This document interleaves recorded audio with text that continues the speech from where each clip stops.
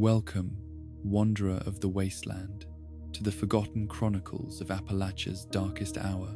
Tonight, we journey through the complete timeline of Fallout 76, where the first survivors emerge from their vaults, only to discover a world already consumed by plague and shadow. This is the story of those who tried to rebuild, only to face horrors beyond imagination. The scorched plague that turned humanity against itself, and the desperate factions who fought to survive in the ruins of West Virginia. Close your eyes and let us walk together through the ashes of Reclamation Day, where hope died before it could take root. The morning of October 23rd, 2102, arrived with the mechanical precision that had governed every aspect of life in Vault 76 for 25 years. The date itself carried weight that few of the Vault's residents fully understood. Exactly 25 years to the day since the Great War had ended civilization as humanity knew it. But for the 712 carefully selected individuals who called the underground facility home, this October morning represented not an anniversary of destruction, but the dawn of their promised destiny. The Overseer had spent the night in sleepless contemplation, standing before the great vault door that had protected them all for a quarter century. Behind that massive barrier of steel and concrete lay a world she had not seen since she was a young woman, a landscape transformed by nuclear fire into something that might no longer be recognizable as the West Virginia she remembered. The weight of her secret mission pressed down upon her shoulders like a physical burden, heavier than any responsibility she had carried during her years of leadership. Vault-Tech's final briefing had been clear in its implications, if not its specifics. 3 nuclear silos remained somewhere in the transformed Appalachian landscape: Alpha, Bravo, and Charlie, and securing them was deemed essential for the successful reclamation of the region. The Overseer understood the strategic importance of such weapons, but she also understood that discussing nuclear arsenals with Vault dwellers who were about to emerge into a world devastated by nuclear war might not inspire the confidence and optimism that Reclamation Day required.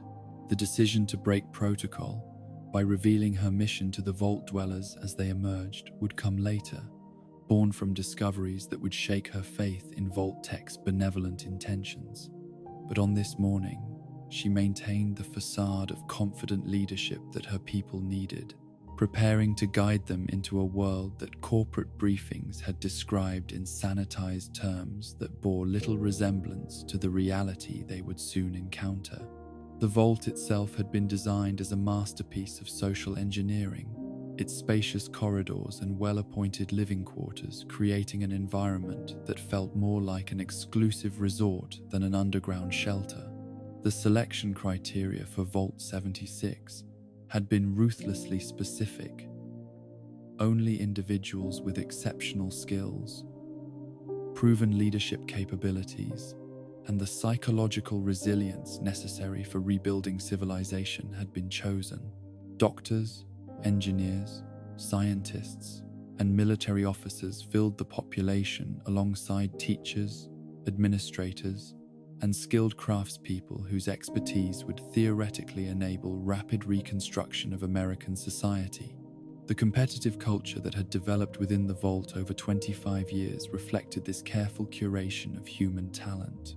Trophy cases lined the corridors, filled with awards from contests that had encompassed everything from academic achievement to athletic prowess to creative endeavors. These competitions had served multiple purposes beyond simple entertainment. They maintained motivation and excellence, while providing psychological outlets for ambitious individuals confined in limited space for extended periods. But the trophies also represented something darker that the Overseer had come to understand only gradually. The same competitive drive that had made these individuals excellent candidates for Vault selection had also created an environment where cooperation sometimes took second place to personal achievement. The collaborative spirit that would be essential for rebuilding civilization had been somewhat eroded by 25 years of contests where there could be only one winner. The party that had consumed the Vault's resources on the night before Reclamation Day exemplified both the best and worst aspects of Vault culture. The celebration had been magnificent in its scale and enthusiasm, with residents raiding food stores and alcohol supplies that had been carefully rationed for decades. The joy and camaraderie on display had been genuine, reflecting bonds forged through shared experience and common purpose. But the excess had also revealed an underlying anxiety about leaving the safety and predictability of Vault life for the unknown challenges that awaited beyond the Great Door. The Overseer had participated in the festivities while wrestling with knowledge that her residents did not share. Corporate communications had stopped arriving months earlier, leaving her to wonder whether Vault-Tech's grand plan for regional reclamation was proceeding as scheduled, or had encountered complications that made Reclamation Day premature. The silence from the outside world could mean anything.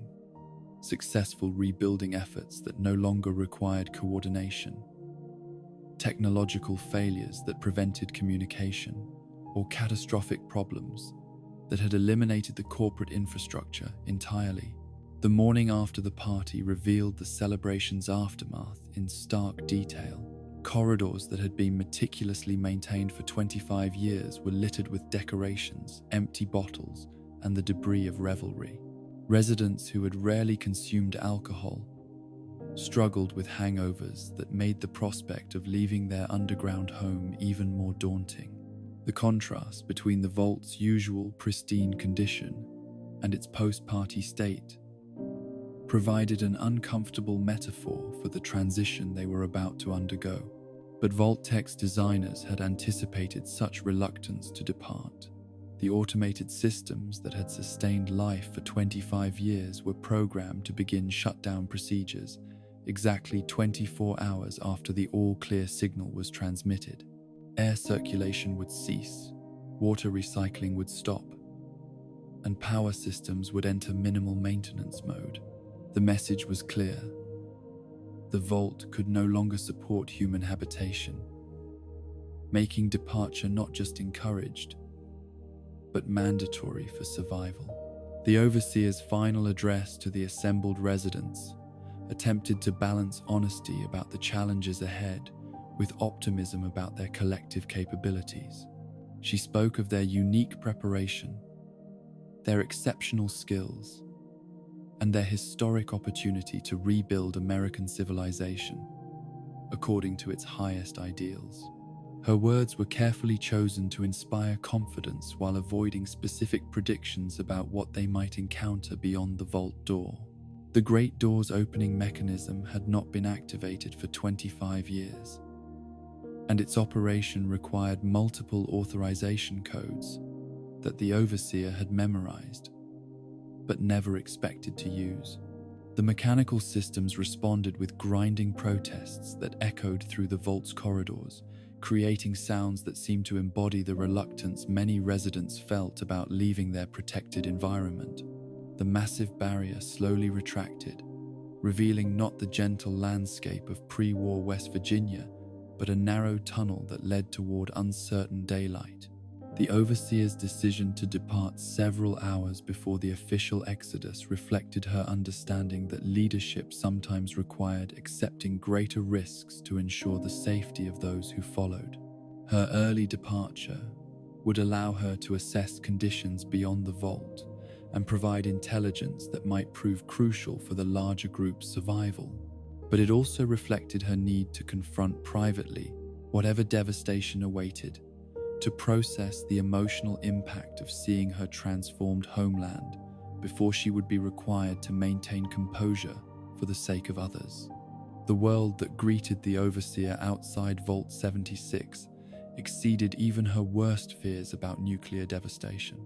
The familiar hills and valleys of West Virginia remained recognizable in their basic geography, but everything else had been transformed by 25 years of post-war environmental change. Vegetation struggled to grow in soil contaminated by radioactive fallout, creating landscapes that alternated between sickly growth and barren wasteland. The air itself felt different, thinner somehow, with an underlying chemical scent that spoke of industrial processes gone wrong and natural cycles disrupted. But perhaps most disturbing was the silence. The Overseer had expected to encounter other survivors, whether organized groups working toward reconstruction or individual scavengers eking out subsistence livings among the ruins. Instead, she found an emptiness that suggested not just the absence of human activity, but the complete failure of the survival efforts that should have been underway for over 2 decades. The implications of this silence would gradually become clear as she followed roads that led towards settlements that should have been thriving but instead appeared abandoned. The Overseer's first destination was Flatwoods, a small community that had served the region as a resort destination before the war. Corporate intelligence had suggested that Flatwoods might serve as an excellent base for initial reconstruction efforts, offering existing infrastructure that could be rehabilitated rather than rebuilt from scratch. The journey on foot through terrain that showed obvious signs of environmental damage provided the Overseer with time to adjust her expectations and prepare for whatever she might discover. Flatwoods revealed itself gradually as the Overseer approached from the hills that surrounded the small valley where the community had been established. At first glance, the settlement appeared intact, with buildings showing damage consistent with 25 years of weather and neglect, rather than direct nuclear destruction. Signs of human habitation were evident in the form of makeshift repairs, defensive barriers, and organizational efforts that suggested survivors had indeed attempted to establish a post-war community in the location. But the closer inspection that followed revealed a more troubling reality. The defensive positions had been abandoned suddenly, with equipment and personal belongings left behind as if their owners had departed in haste or under duress. Medical supplies were scattered through what appeared to have been a field hospital, suggesting that injury and illness had been serious problems for the community's residents. Most disturbing were the bodies that the Overseer began to discover, not the skeletons that might be expected after 25 years, but preserved corpses that showed signs of some kind of transformation or disease process. The Overseer's medical training was sufficient to recognize that whatever had killed the Flatwoods survivors was not radiation sickness or conventional post-war hazards. The bodies showed characteristics that seemed almost infectious in nature, with skin discoloration and structural changes that suggested exposure to some kind of biological agent. The implications were terrifying. Not only had the region's survivors failed to establish sustainable communities, but they appeared to have succumbed to some kind of plague or contamination that was beyond her understanding. The holotapes and terminal entries that the Overseer discovered throughout Flatwoods began to tell the story that would haunt her for the remainder of her journey through the wasteland. The community had indeed been established by survivors in the immediate aftermath of the war, organized by emergency responders who had applied their professional training to post-war survival challenges. These responders had succeeded in creating a functioning community that provided medical care, security, and hope for regional recovery. But their success had been temporary, undermined by threats that no amount of professional competence could overcome. References to Scorched appeared repeatedly in the final logs, describing some kind of plague that transformed human beings into hostile creatures driven by inexplicable aggression. The responders had attempted to treat this condition as a medical emergency, applying scientific methods to understand and combat what they assumed was a treatable disease. The Overseer's discovery of the responders' final research provided both hope and horror in equal measure. They had indeed developed what appeared to be an effective inoculation against the scorched plague, protecting individuals from the transformation that had consumed the region's population. But they had been unable to distribute this treatment widely enough to prevent their own community's destruction, leaving behind only scattered doses of medication and detailed research notes that might enable future survivors to protect themselves. The inoculation protocol that the overseer administered to herself using supplies found in the abandoned medical facility represented both a triumph of human ingenuity and a tragic reminder of opportunities lost. The injection itself was painless, but the knowledge it represented was devastating. Somewhere in the wasteland, creatures that had once been human wandered in mindless aggression, while the cure that might have saved them remained locked away in abandoned facilities. The Overseer's continuing journey through the wasteland revealed the scope of the catastrophe that had befallen Appalachia's survivors. Every settlement showed signs of sudden abandonment. Every community bore evidence of struggles against enemies that conventional post-war preparations had been inadequate to address. The infrastructure that should have enabled regional recovery had been established and then abandoned, leaving behind ghost towns that testified to human ambition, undone by forces beyond normal comprehension. The holotape recordings that the Overseer left for future Vault dwellers reflected her growing understanding that Vault-Tech's corporate planning had been based on assumptions that proved tragically incorrect. The region had not simply been waiting for properly prepared individuals to emerge and take control of reconstruction efforts. Instead, it had been consumed by a plague that had systematically eliminated every attempt at organized survival, leaving behind only scattered resources and the bitter wisdom contained in the final logs of the dead. But even as the Overseer documented the failure of previous survival attempts, she maintained her commitment to the mission that had brought her to the surface. The nuclear silos remained somewhere in the wasteland, potentially representing both a solution to the scorched plague and a threat that could not be allowed to fall into the wrong hands. Her journey would continue despite the horrors she had discovered, driven by duty that transcended personal fear and hope that future Vault dwellers might succeed where earlier survivors had failed. The trail of holotapes and personal logs that the Overseer left behind would serve as both warning and guidance for those who would follow her into the devastated landscape of post-war Appalachia. Her voice, preserved in electronic recordings that would survive long after her fate became uncertain, carried forward the knowledge that 25 years of Vault protection had only delayed rather than prevented the confrontation with forces that had already claimed every other attempt at human survival in the region. As the first day beyond Vault 76 drew to a close, the Overseer made camp in the ruins of what had once been someone's home, surrounded by evidence of lives interrupted and dreams abandoned. The comfortable bed she had known for 25 years was replaced by a sleeping bag spread over debris, while the controlled environment of the Vault gave way to the unpredictable dangers of a world where even the air itself might carry threats beyond imagination.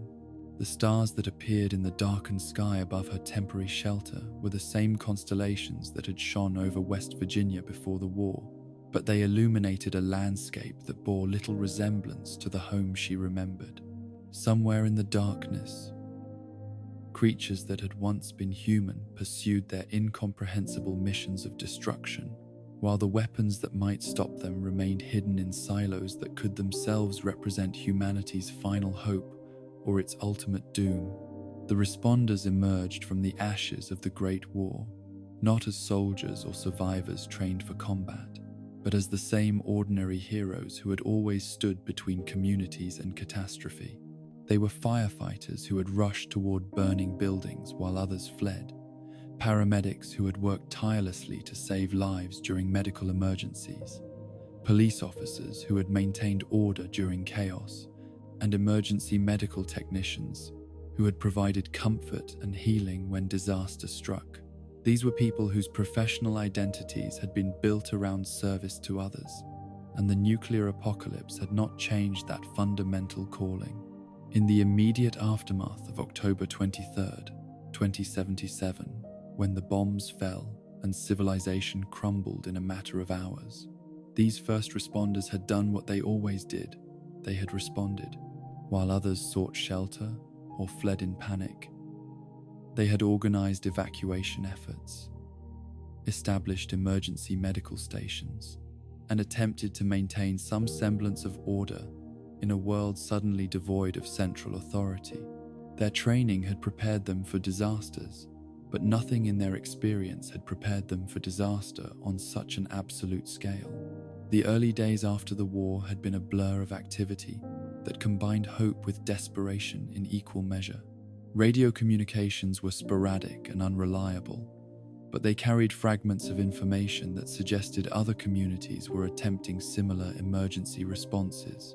Government emergency broadcasts had continued for several days after the bombing, providing instructions for radiation protection and promises that federal assistance was being organized. The responders had clung to these messages, believing that their efforts were part of a coordinated national recovery program. But as days stretched into weeks and weeks into months, the promised federal assistance never materialized. The radio broadcasts became less frequent and eventually stopped entirely, leaving the responders to realize that they were truly on their own in a world where the infrastructure they had once relied upon no longer existed. The hospitals where they had once taken patients were destroyed or abandoned. The supply chains that had provided medical equipment were broken, and the governmental authority that had given their work official sanction was gone.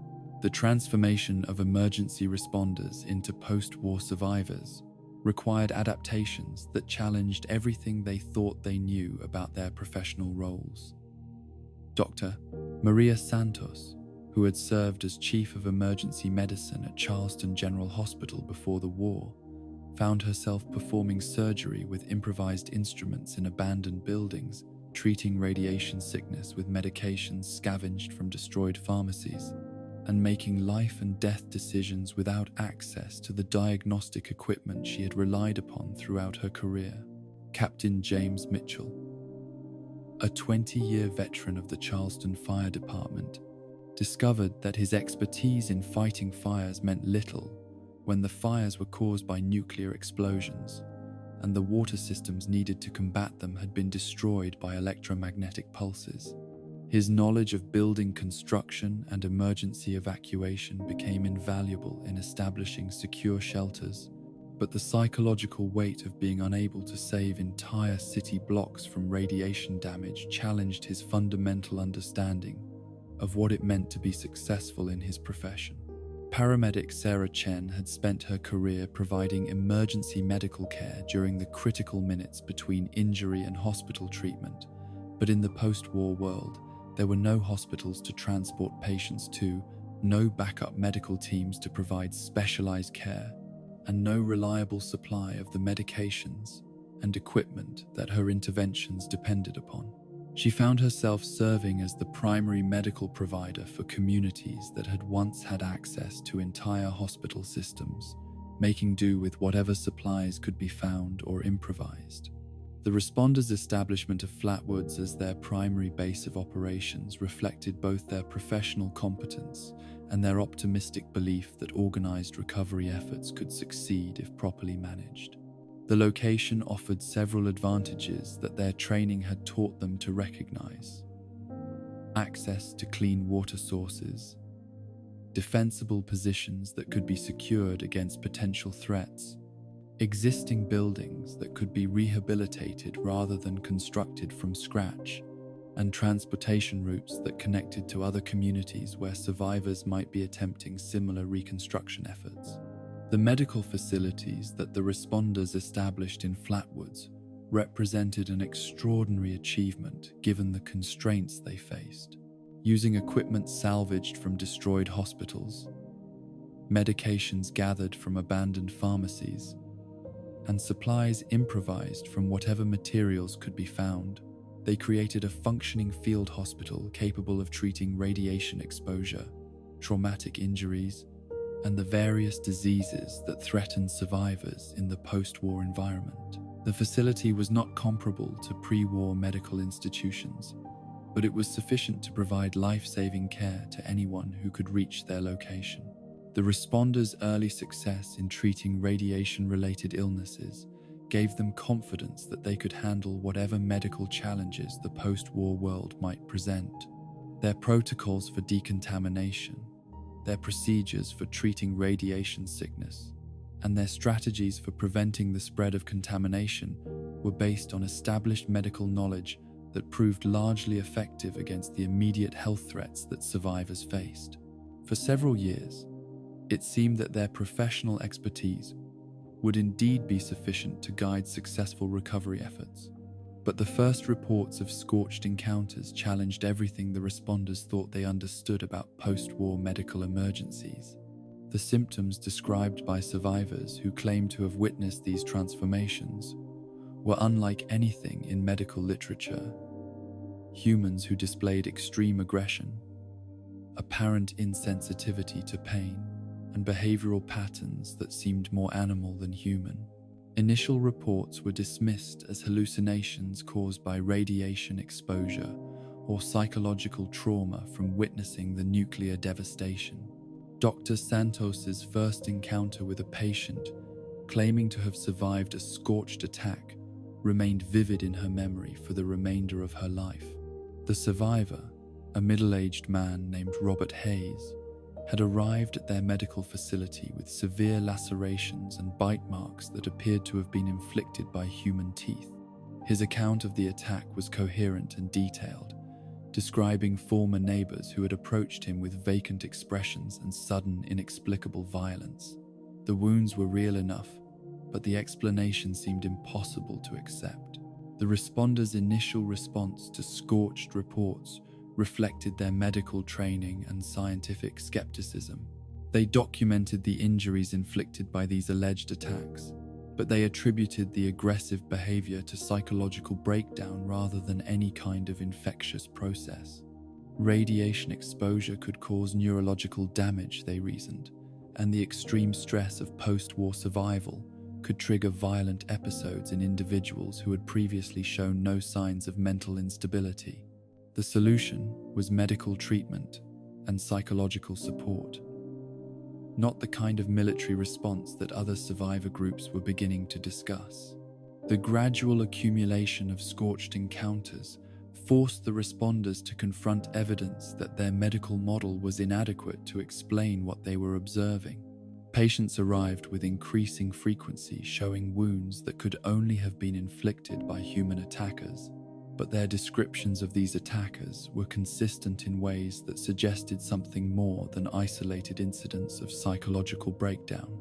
The aggressors showed no response to verbal communication, appeared insensitive to injury, and demonstrated coordination that seemed impossible if they were simply suffering from radiation-induced dementia.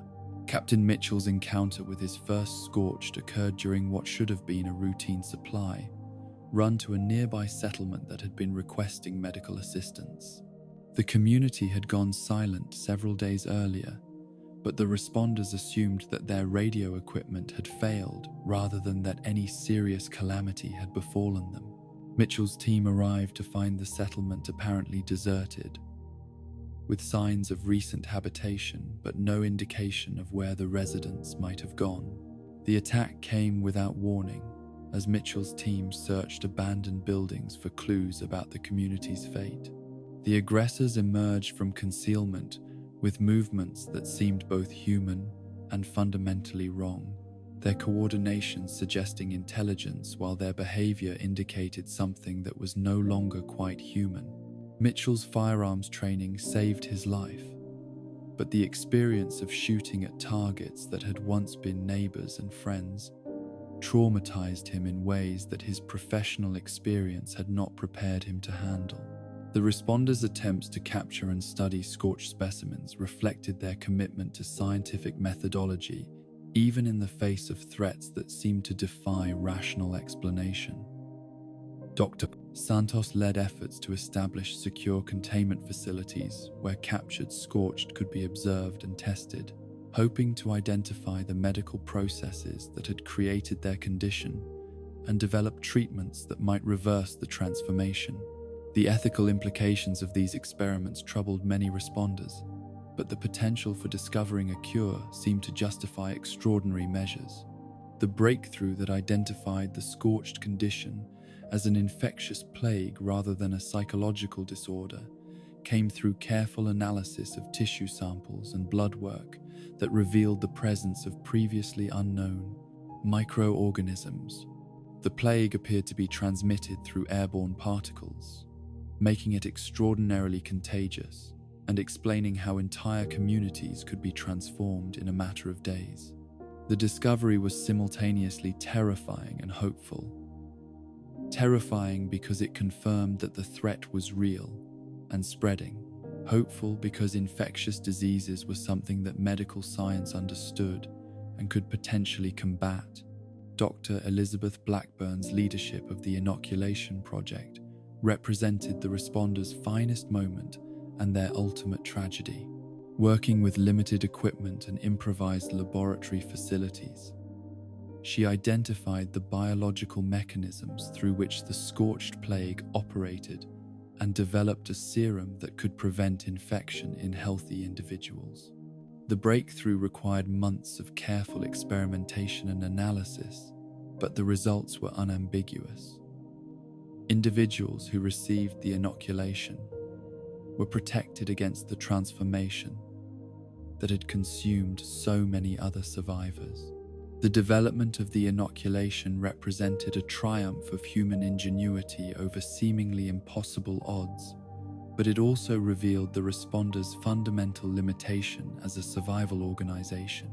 They possessed the scientific knowledge and medical expertise necessary to develop solutions to post-war threats, but they lacked the military capability and organizational structure necessary to distribute those solutions effectively in a world where travel was dangerous and communities were isolated from one another. The responders' attempts to establish inoculation distribution networks required them to venture into territories where scorched concentrations made travel extremely hazardous. Their medical expertise was invaluable for treating injured travelers and maintaining the health of their own teams, but it was insufficient protection against the coordinated attacks that scorched packs could mount against unwary groups. Each expedition to deliver inoculations risked the lives of irreplaceable medical personnel while achieving only limited success in protecting distant communities. The establishment of beacon stations throughout the forest region represented the responders' most ambitious attempt to coordinate regional survival efforts and provide early warning of scorched movements. These automated broadcasting stations were designed to transmit medical information, survival guidance, and emergency alerts to anyone with functioning radio equipment. The project required substantial resources and technical expertise, but it offered the possibility of maintaining communication with survivor communities across a wide area. The Beacon Network's success in providing medical guidance and survival information to isolated survivors was undermined by its inability to provide the physical resources and personnel that most communities desperately needed. Broadcast instructions for treating radiation sickness were valuable, but they were no substitute for actual medical supplies and trained personnel. Similarly, warnings about scorched movements were useful, but they were inadequate protection for communities that lacked the weapons and defensive preparations necessary to repel organized attacks. The responders' final months were characterized by a desperate race between their efforts to expand inoculation distribution and the scorched plague's accelerating spread through the remaining survivor communities. Each successful inoculation represented a victory against the forces of dissolution and chaos, but each victory required resources and personnel that the responders could not afford to lose. The mathematics of attrition were inexorable. They were saving lives at a rate that was insufficient to offset the plague's expansion. Morgantown Airport's transformation from a responder's stronghold into their final battlefield exemplified the tragic trajectory of their post-war survival efforts. The facility had served as their primary logistics hub, coordinating medical supply distribution and serving as a training center for new recruits who joined their humanitarian mission. Its transformation into a defensive position reflected their growing recognition that medical expertise alone was insufficient protection against the threats they faced. The siege of Morgantown Airport lasted for 3 weeks, during which the responders demonstrated courage and dedication that honored their pre-war professional traditions. They maintained their medical stations even as scorched attacks intensified, continuing to treat wounded civilians and fellow defenders, while ammunition supplies dwindled and defensive positions were gradually overrun.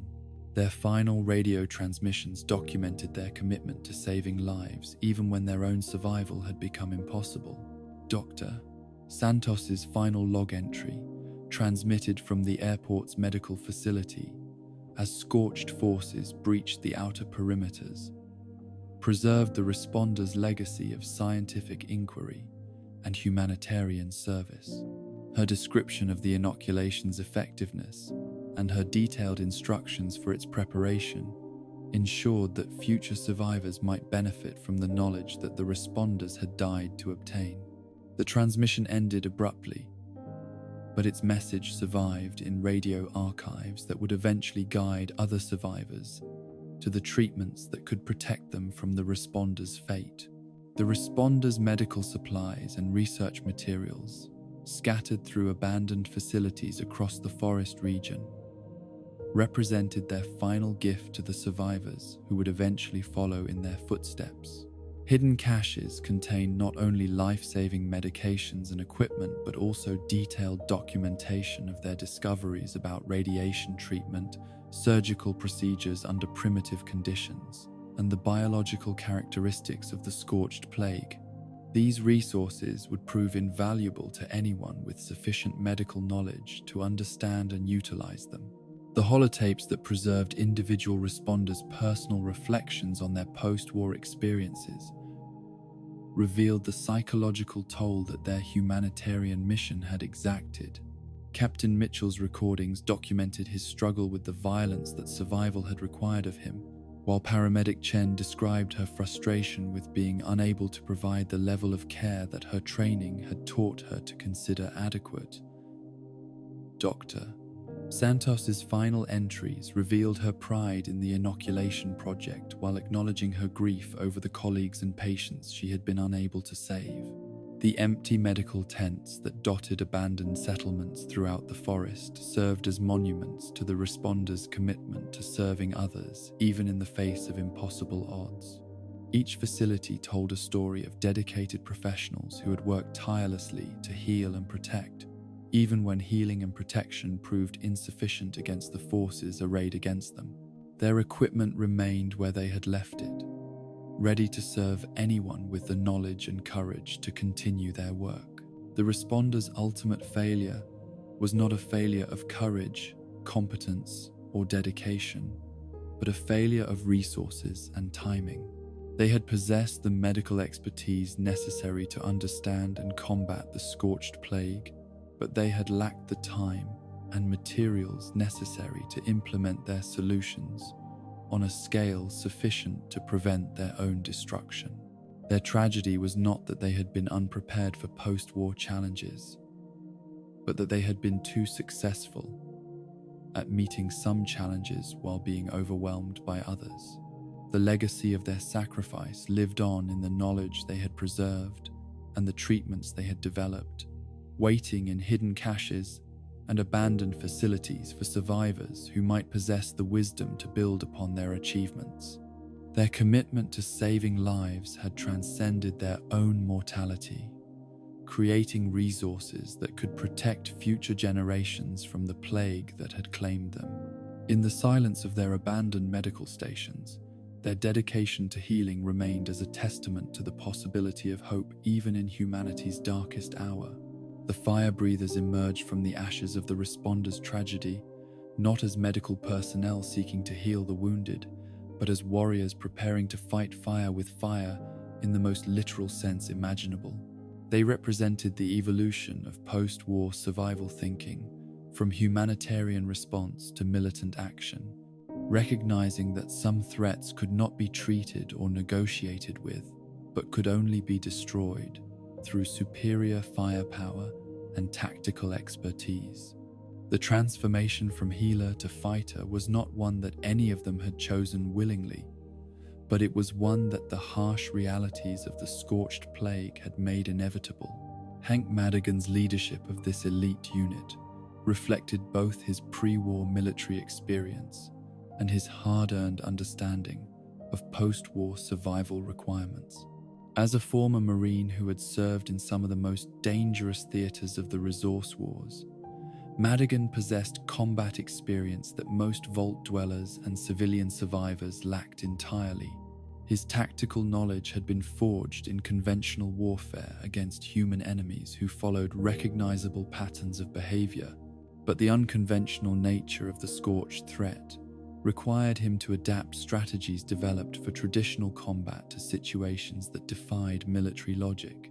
The recruitment process for the fire breathers deliberately sought individuals who combined the humanitarian impulses of the responders with the combat readiness that Scorched encounters demanded. Candidates needed medical training sufficient to treat battlefield injuries and radiation exposure, but they also needed marksmanship skills and the psychological resilience necessary for engaging enemies who had once been human neighbors and friends. The combination of healing and killing that their role required created internal conflicts that challenged even the most psychologically stable individuals. Madigan's own transformation from responder supporter to fire breathers commander illustrated the brutal education that post-war survival provided to anyone who lived long enough to learn its lessons. His early encounters with Scorched had convinced him that medical treatment and humanitarian assistance, while admirable in principle, were insufficient responses to a plague that transformed recipients of such assistance into the very threats that made providing it impossible. The logic was inescapable even if it was emotionally devastating. Sometimes saving lives required taking lives, and sometimes protecting the innocent required destroying those who had lost their innocence to forces beyond anyone's control. The fire breathers' base of operations in the ash heap region of Appalachia reflected their understanding that the post-war world's most dangerous areas often contained its most valuable resources. The industrial wasteland, created by pre-war mining and manufacturing, had been made even more hazardous by nuclear contamination, but it also contained equipment and materials that were essential for advanced survival efforts. Their willingness to operate in environments that other survivor groups avoided gave them access to technologies and supplies that proved crucial for their anti-scorched operations. The ash heap's unique dangers required specialized equipment and techniques that pushed the boundaries of what improvised post-war technology could accomplish. Breathing apparatus designed to filter out both radioactive particles and industrial toxins had to be manufactured from salvaged components and improvised materials. Protective clothing that could withstand both chemical exposure and scorched attacks required combinations of industrial safety equipment and improvised armor that were bulky and uncomfortable, but necessary for survival in the hostile environment. The discovery of excavator power armor represented one of the fire breathers' most significant technological achievements and demonstrated their ability to adapt pre-war industrial equipment for post-war survival needs. The massive suits had been designed for mining operations in hazardous environments, but their protection against radiation and physical damage made them valuable for combat operations against scorched forces. The challenge lay in maintaining and operating equipment that had been designed for industrial applications rather than military use, requiring mechanical expertise that was often in short supply among survivor communities. Madigan's engineering background proved invaluable in adapting excavator power armor for fire breathers' operations. His understanding of mechanical systems and his experience with military equipment allowed him to modify the suit's control systems for combat applications while maintaining their industrial protection capabilities. The modifications were crude by pre-war engineering standards, but they were sufficient to create mobile fighting platforms that could engage scorched forces in environments where unprotected humans could not survive. The Fire Breathers' development of ultrasight-enhanced weapons represented their most important contribution to anti-scorched warfare and their clearest demonstration that post-war survival sometimes required embracing technologies that pre-war society had considered too dangerous for general use. Ultrasight, a crystalline material found in areas of intense radiation exposure, had been studied by pre-war researchers, but never developed for widespread application due to its inherent instability and the radiation exposure risks associated with handling it. The discovery that ultrasight-enhanced ammunition was extraordinarily effective against scorched targets provided the fire breathers with their first tactical advantage over the seemingly inexorable spread of the plague. Standard firearms had proven largely ineffective against scorched physiology, which seemed to ignore wound trauma that would incapacitate normal humans. But weapons that incorporated ultrasight materials could inflict damage that scorched creatures could not ignore, finally providing survivors with the ability to defend themselves effectively against plague carriers. The process of manufacturing ultrasight ammunition required procedures that exposed workers to dangerous levels of radiation while working with materials that could become violently unstable if handled incorrectly.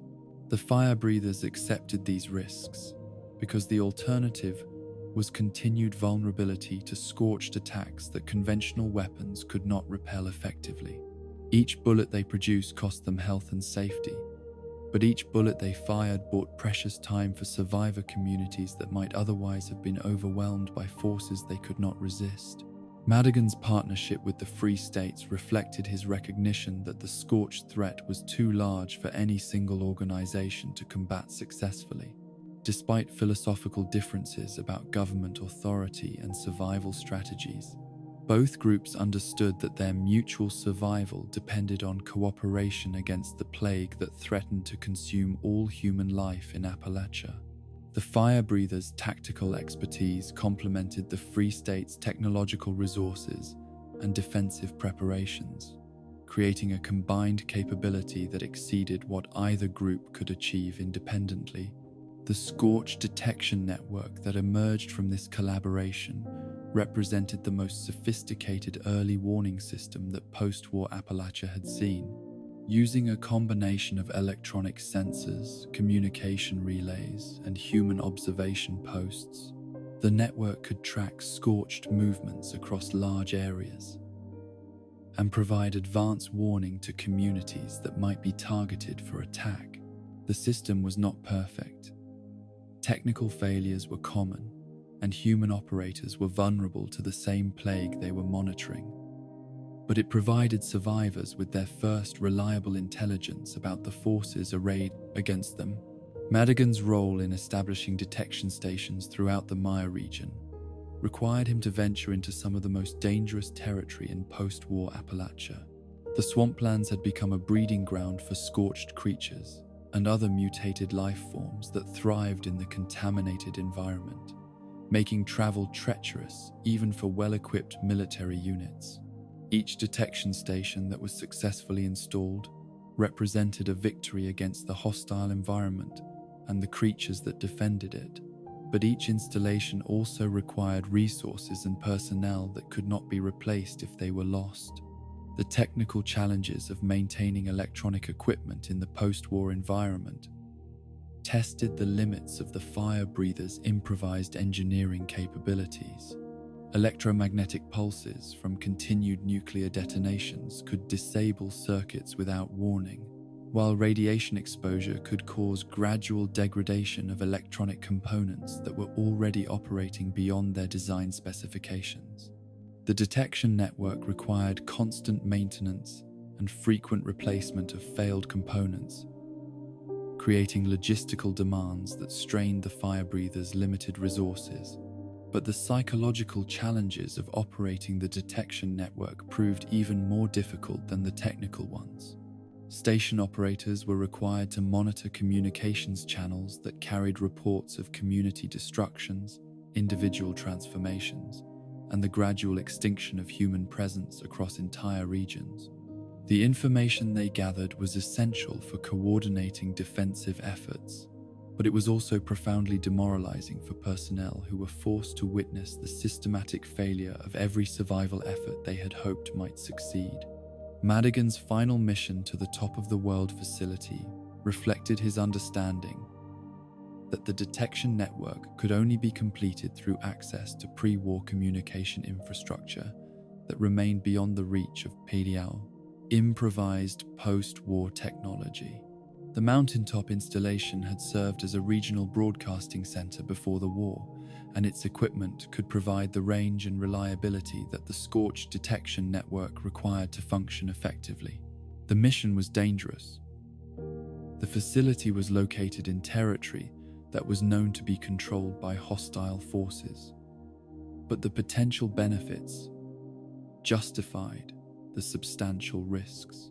The raider presence at the top of the world had been known to the fire breathers through intelligence reports and survivor accounts, but their control of the facility created a strategic problem that could not be solved through military action alone. The raiders possessed defensive advantages that made direct assault extremely costly, while their control of essential communication equipment meant that negotiation might be necessary despite their reputation for unpredictable violence.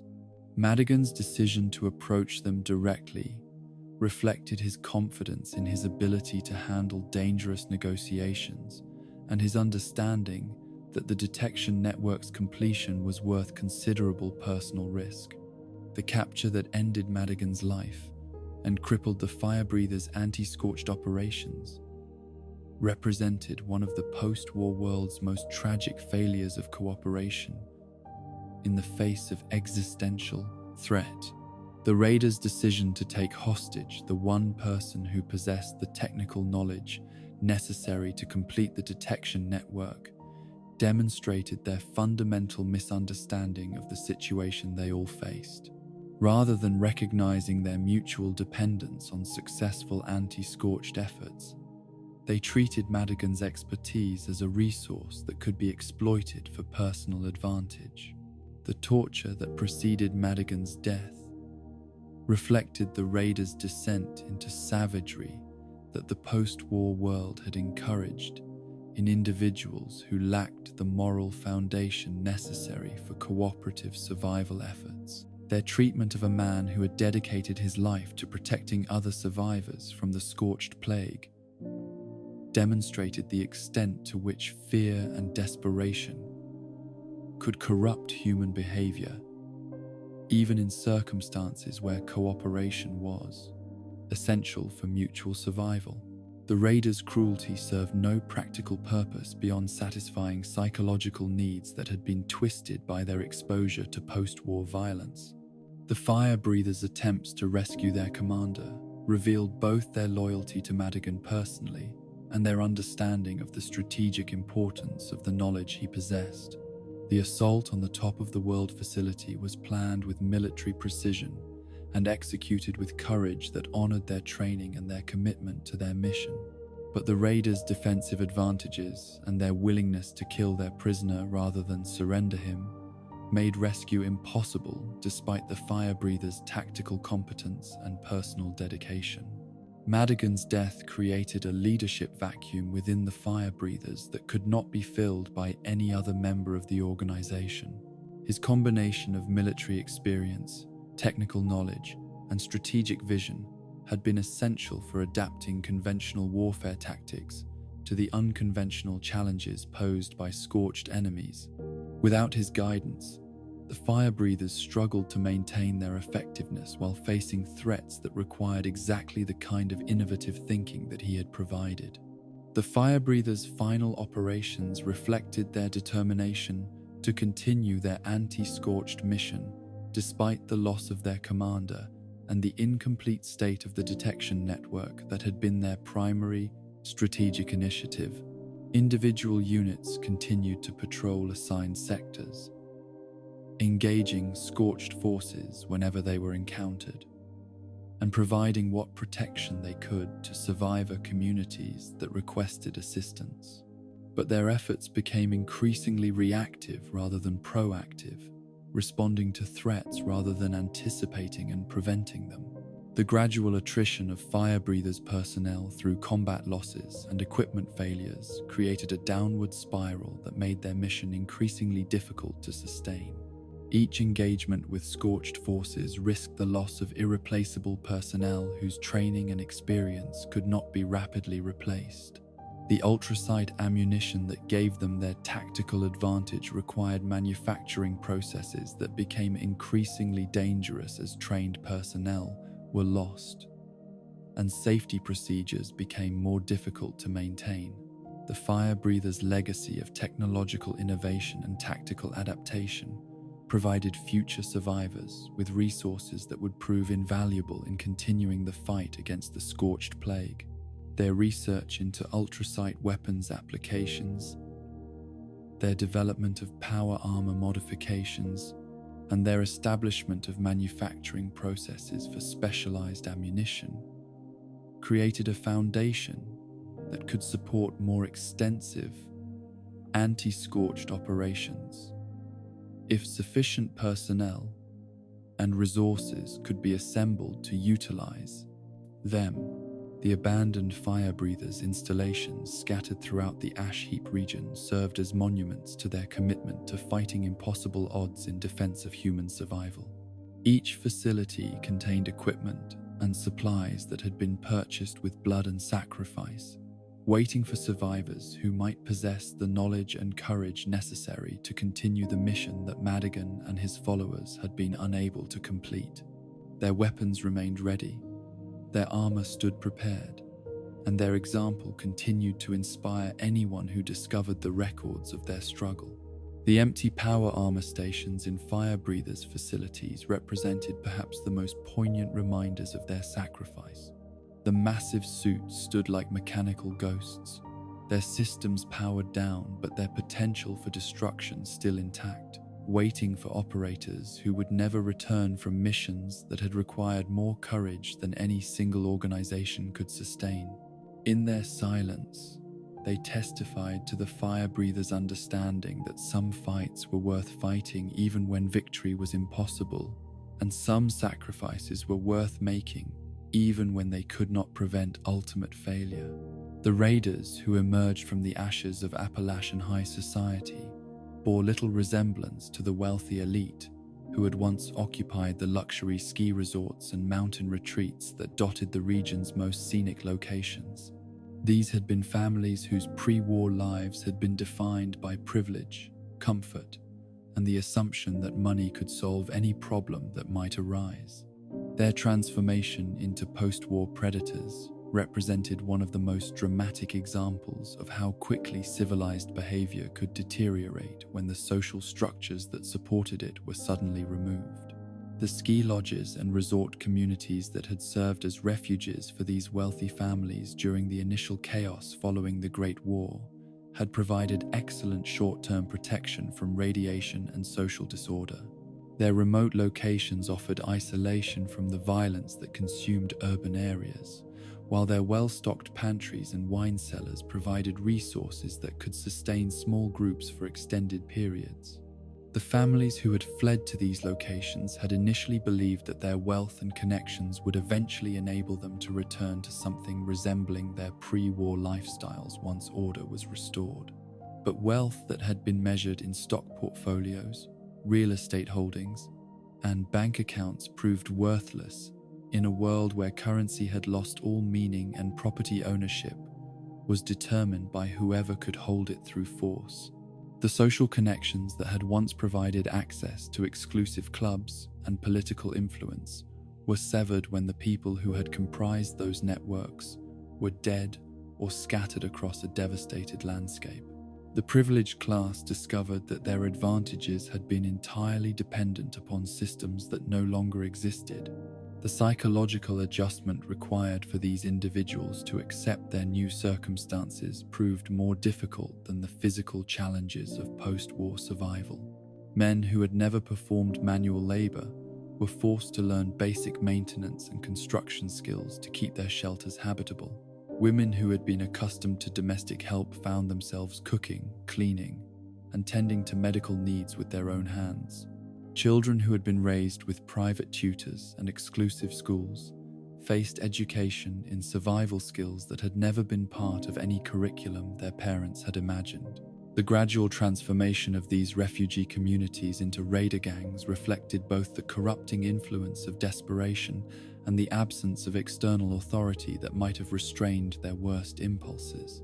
When food supplies began to dwindle and attempts to establish trade relationships with other survivor communities proved unsuccessful, some groups began considering alternatives that their pre-war moral education had taught them to reject. The decision to take what they needed by force was rationalized through increasingly elaborate justifications that portrayed their victims as less deserving of survival than themselves.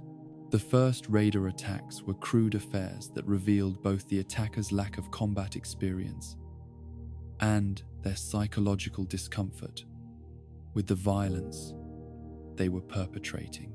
Former business executives and society matrons approached robbery and intimidation with the same methodical planning they had once applied to corporate mergers and charity fundraisers, creating elaborate strategies for operations that more experienced criminals would have accomplished through simple brutality. Their initial success owed more to their victims' surprise at being attacked by people who spoke with educated accents and wore tailored clothing than to any particular skill in warfare.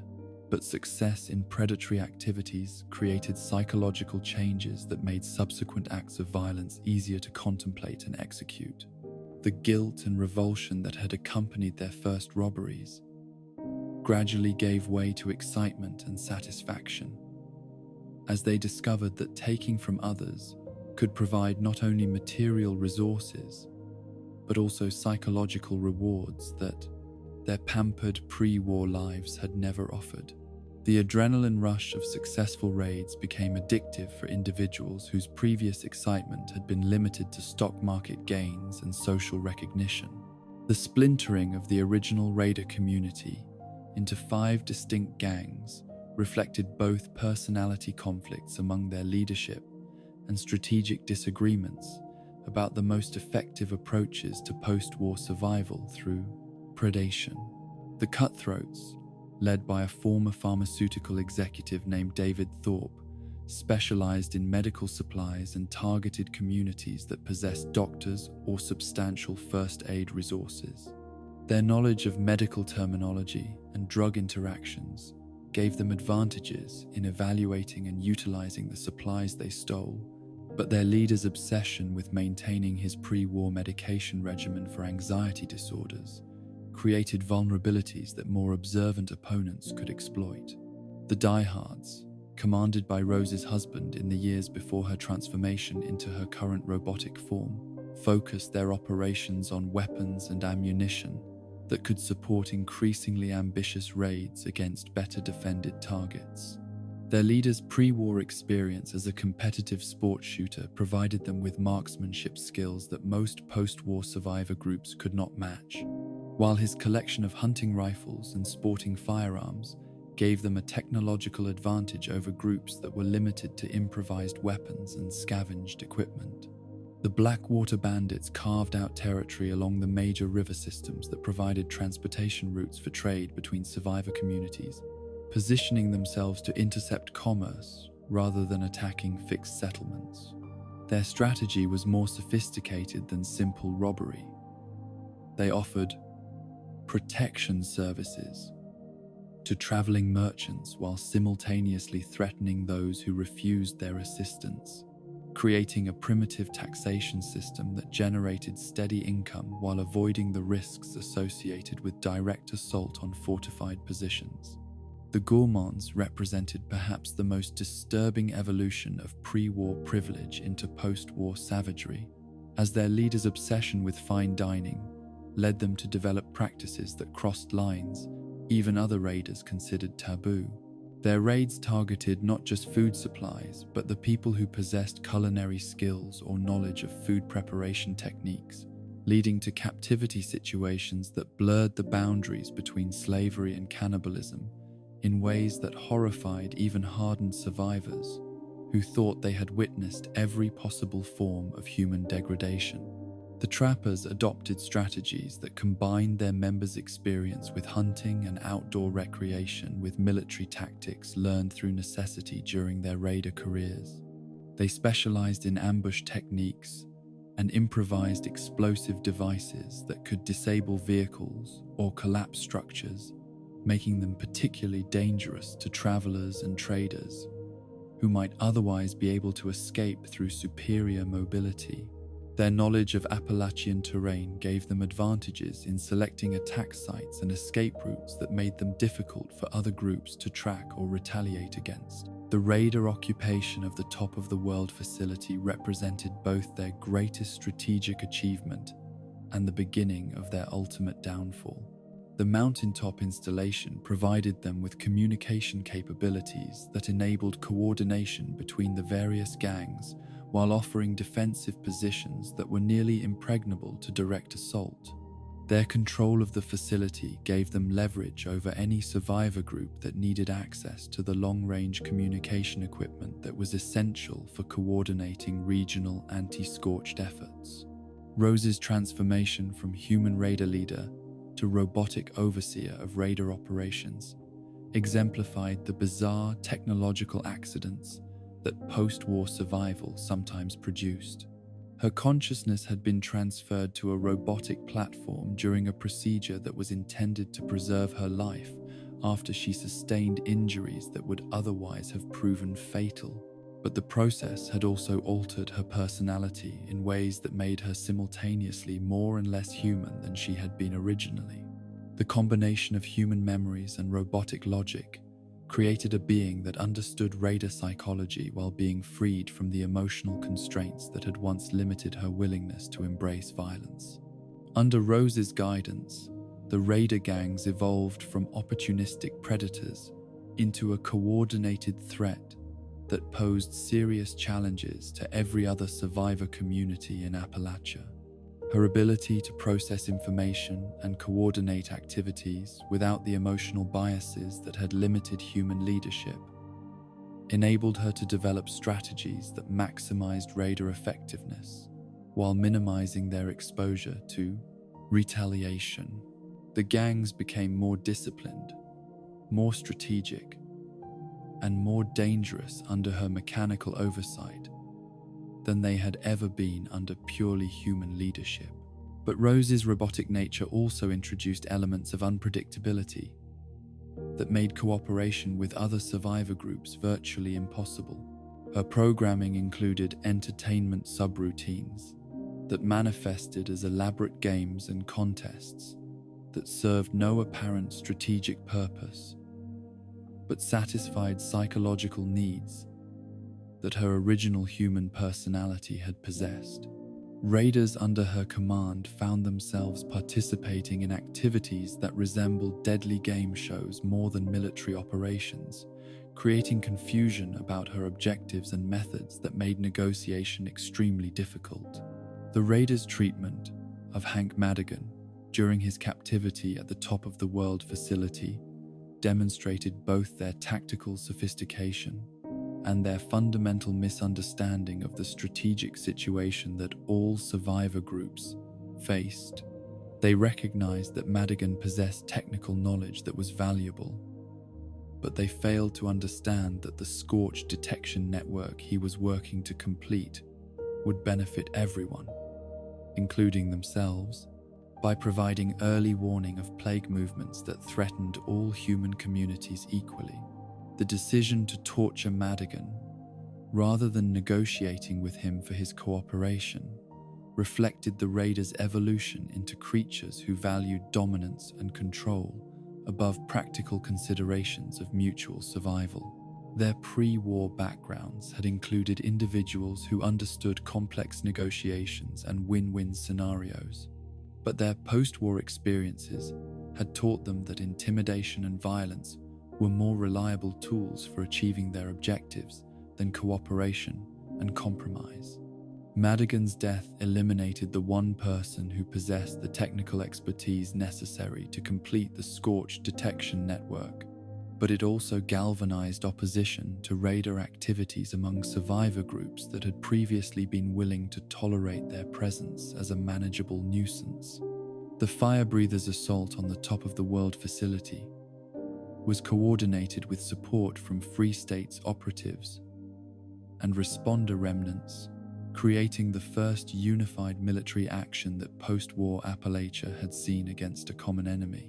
The Raiders' defeat in the battle for the top of the world facility marked the beginning of their decline as an organized threat, but it did not eliminate them as individuals or small groups that continued to pose dangers to travelers and isolated communities. The destruction of their central command structure led to the fragmentation of their coordinated operations, but it also released individual raiders to pursue their own survival strategies without any oversight or restraint from higher authority. Rose's survival of the facility's capture demonstrated both the resilience of her robotic platform and the adaptability that had made her an effective leader during the raiders' period of greatest influence. Her ability to continue operating despite the loss of most of her human subordinates enabled her to maintain some semblance of raider organization while developing new approaches to recruitment and operation that took advantage of her unique capabilities and perspective. The testing protocols that Rose developed for evaluating potential recruits reflected her understanding that post-war survival required individuals who could balance cooperation with ruthlessness in ways that most people found psychologically difficult. Her games and challenges were designed to identify individuals who possessed the specific combination of intelligence, violence, and moral flexibility that successful raider operations required, while eliminating candidates who retained too much of their pre-war ethical constraints to function effectively in predatory roles. The Raiders' legacy in post-war Appalachian history was one of missed opportunities and wasted potential rather than simple evil or incompetence. Their pre-war education and resources had positioned them to become leaders in reconstruction efforts that could have benefited all survivor communities, but their inability to adapt psychologically to post-war conditions had led them to choose predation over cooperation as their primary survival strategy. Their failure represented not just their own destruction, but the loss of human capital that the region could not afford to waste. The empty raider camps, scattered throughout the Savage Divide region, served as monuments to their ultimate failure to build anything lasting or meaningful. Despite possessing advantages that other survivor groups could only dream of accessing, their weapons remained where they had fallen. Their supplies lay abandoned in locations that had once been defended with deadly force, and their grand strategies dissolved into historical curiosities that future survivors would study as examples of how not to approach post-war challenges. The Scorched Plague's consumption of raider communities proceeded with the same inexorable efficiency that had claimed every other human settlement in Appalachia, but their predatory lifestyle had left them with fewer resources and allies to draw upon during their final struggles. Communities that might have provided mutual aid during plague outbreaks had been alienated by years of raider attacks, while the isolation that had served their strategic purposes became fatal vulnerability when they needed assistance that was no longer available. Rose's continued operation of raider recruitment and training programs long after the original gangs had been consumed by the plague reflected her mechanical inability to recognize when her objectives had become obsolete. Her robotic consciousness continued to pursue goals that had been programmed during her human existence, creating a bizarre situation where she prepared recruits for raider careers in a world where raiding was no longer a viable survival strategy because there were no longer sufficient human communities left to raid. The ultimate irony of the raiders' post-war trajectory was that their success in disrupting cooperative survival efforts had contributed significantly to the conditions that made their own survival impossible, by preventing the establishment of mutual aid networks and defensive alliances that might have enabled effective resistance to the scorched plague. They had inadvertently ensured that when the plague finally reached their own communities, they would face it alone and unprepared for threats that required exactly the kind of cooperation they had spent years undermining. The Free States arose from the fertile ground of pre-war paranoia and post-war vindication, their origins tracing back to individuals whose distrust of government authority had made them objects of ridicule before the bombs fell, but had also made them among the few who were prepared for the catastrophe that followed. These were people who had spent decades warning about government overreach, corporate conspiracies, and the fragility of the social systems that most Americans took for granted. When civilization collapsed in a matter of hours on October 23rd, 2077, their seemingly excessive preparations and pessimistic worldviews were suddenly revealed as prescient wisdom. The movement's intellectual foundations had been laid years before the war by individuals like Sam Blackwell, whose investigations into Vault-Tech's true purposes had uncovered evidence that the corporation's public mission of protecting American citizens was a facade concealing far more sinister objectives.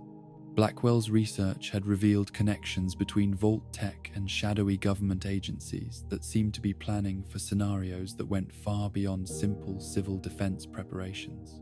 His documentation of these discoveries had been dismissed by mainstream media as conspiracy theorizing, but his followers had taken his warnings seriously enough to begin their own preparations for governmental collapse. The Free States' pre-war organizational structure had been deliberately decentralized to avoid the kind of coordinated suppression that centralized resistance movements had historically suffered at the hands of federal authorities. Individual families and small communities had developed their own survival capabilities while maintaining loose communication networks that could share information and coordinate activities without creating vulnerable command hierarchies that could be disrupted through targeted arrests or infiltration. This distributed approach had made them less effective at political activism, but it had also made them more resilient when political solutions became irrelevant. Their construction of private bunker systems represented both their commitment to self-reliance and their understanding that government-provided shelters might not be available or trustworthy when crisis arrived. These facilities had been built using personal resources and volunteer labor, incorporating engineering knowledge that some members had gained through professional experience, while others had acquired through careful study of civil defense publications and military construction manuals. The bunkers varied widely in sophistication and capacity, but all were designed to sustain their occupants through extended periods of external catastrophe. The irony that their warnings about Vault-Tech's ulterior motives had proven entirely accurate provided little satisfaction to Free State survivors who emerged from their shelters to find a world that had been destroyed by exactly the kind of government-corporate collaboration they had been warning about for years. Their vindication came at the price of watching their worst fears realized on a scale that exceeded even their most pessimistic projections. The validation of their paranoia was accompanied by the devastating recognition that being right had not prevented the catastrophe they had predicted.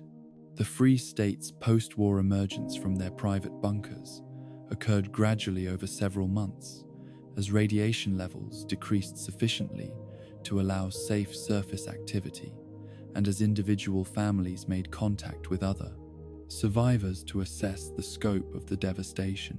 What they discovered was a landscape that had been transformed not just by nuclear fire, but by the complete collapse of every institution and system that had once provided structure and meaning to American life. The federal government had simply vanished, leaving behind only scattered military units and automated systems that continued operating according to programming that no longer served any coherent purpose. The establishment of Harper's Ferry as their primary post-war stronghold reflected both strategic thinking about defensive positions and symbolic commitment to the ideals of resistance that had motivated their pre-war preparations. The historic town had served as a focal point for previous American liberation movements, and its location at the convergence of major transportation routes made it an ideal hub for coordinating survivor activities across a wide geographic area. The Free States transformed the community into something that resembled a frontier trading post more than a traditional town, welcoming refugees and traders while maintaining the defensive preparations necessary to protect their independence. Their approach to post-war governance emphasized individual liberty and community self-determination in ways that provided stark contrasts to the hierarchical structures that other survivor groups had adopted. Rather than establishing centralized authority under military or corporate leadership, the Free States operated through voluntary associations and consensus decision-making processes that honored their pre-war commitment to limited government and personal responsibility. The system was inefficient by military standards, but it was also more flexible and responsive to local conditions than the rigid command structures that other groups had imposed. The Free States' development of advanced defensive technologies reflected both their engineering expertise and their understanding that post-war threats would require innovative solutions that went beyond conventional military approaches. Their electronic surveillance systems incorporated pre-war security technology, with improvised components that could monitor large areas for hostile activity, while providing early warning of threats that might otherwise approach undetected. The installations were sophisticated by post-war standards, though they remained vulnerable to the electromagnetic pulses and power interruptions that plagued all electronic equipment in the post-war environment.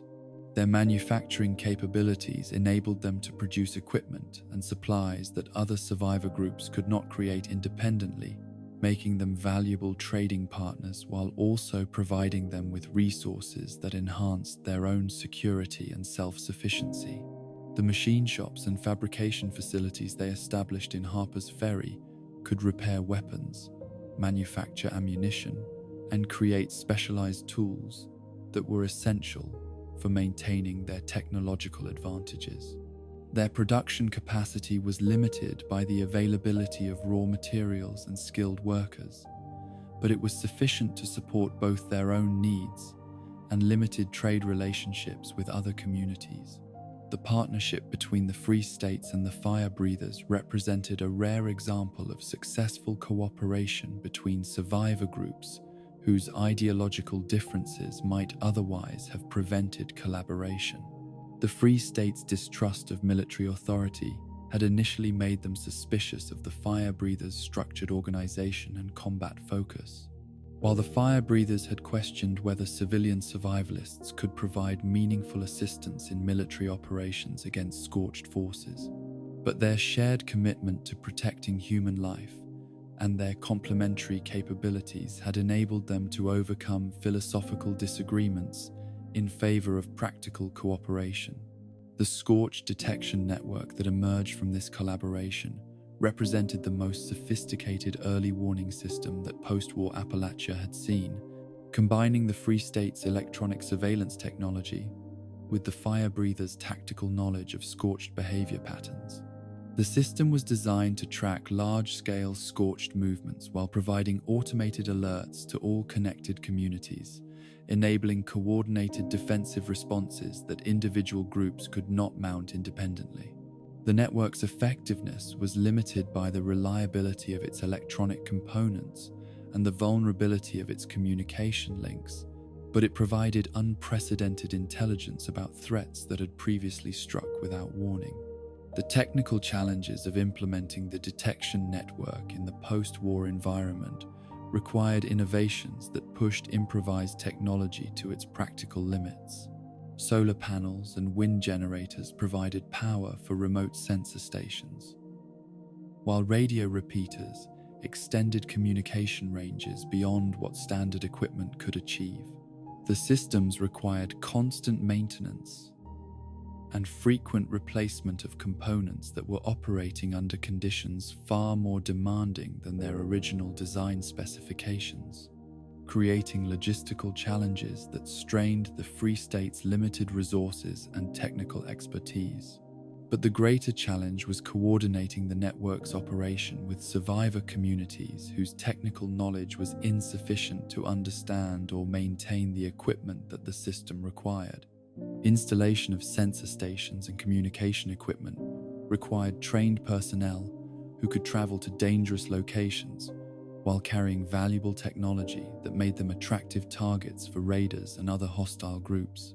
Each installation represented a significant investment of resources and expertise that could be lost through technical failure, enemy action, or simple human error. The Free State's attempts to expand the detection network throughout the Maya region reflected their understanding that early warning systems were only effective if they provided complete coverage of the areas where threats might originate. The swamplands had become a breeding ground for scorched creatures and other mutated life forms that posed ongoing dangers to all human settlements, making comprehensive monitoring essential for predicting when and where attacks might occur. But the hostile environment made installation and maintenance of electronic equipment extremely difficult while exposing technical teams to dangers that claimed lives faster than they could be replaced. Martha's Vineyard, one of the Free State's most isolated communities, served as a testing ground for defensive technologies and survival strategies that might prove applicable to other locations if they proved successful. The community's geographic isolation provided natural protection against many threats, while creating conditions that approximated the kind of small-scale survival that might be necessary if larger communities failed to maintain themselves. The experiments conducted there included agricultural techniques, manufacturing processes, and social organization methods that could inform broader survival efforts. But isolation also created vulnerabilities that became apparent only when external threats materialized in forms that the community's defenses were not designed to handle.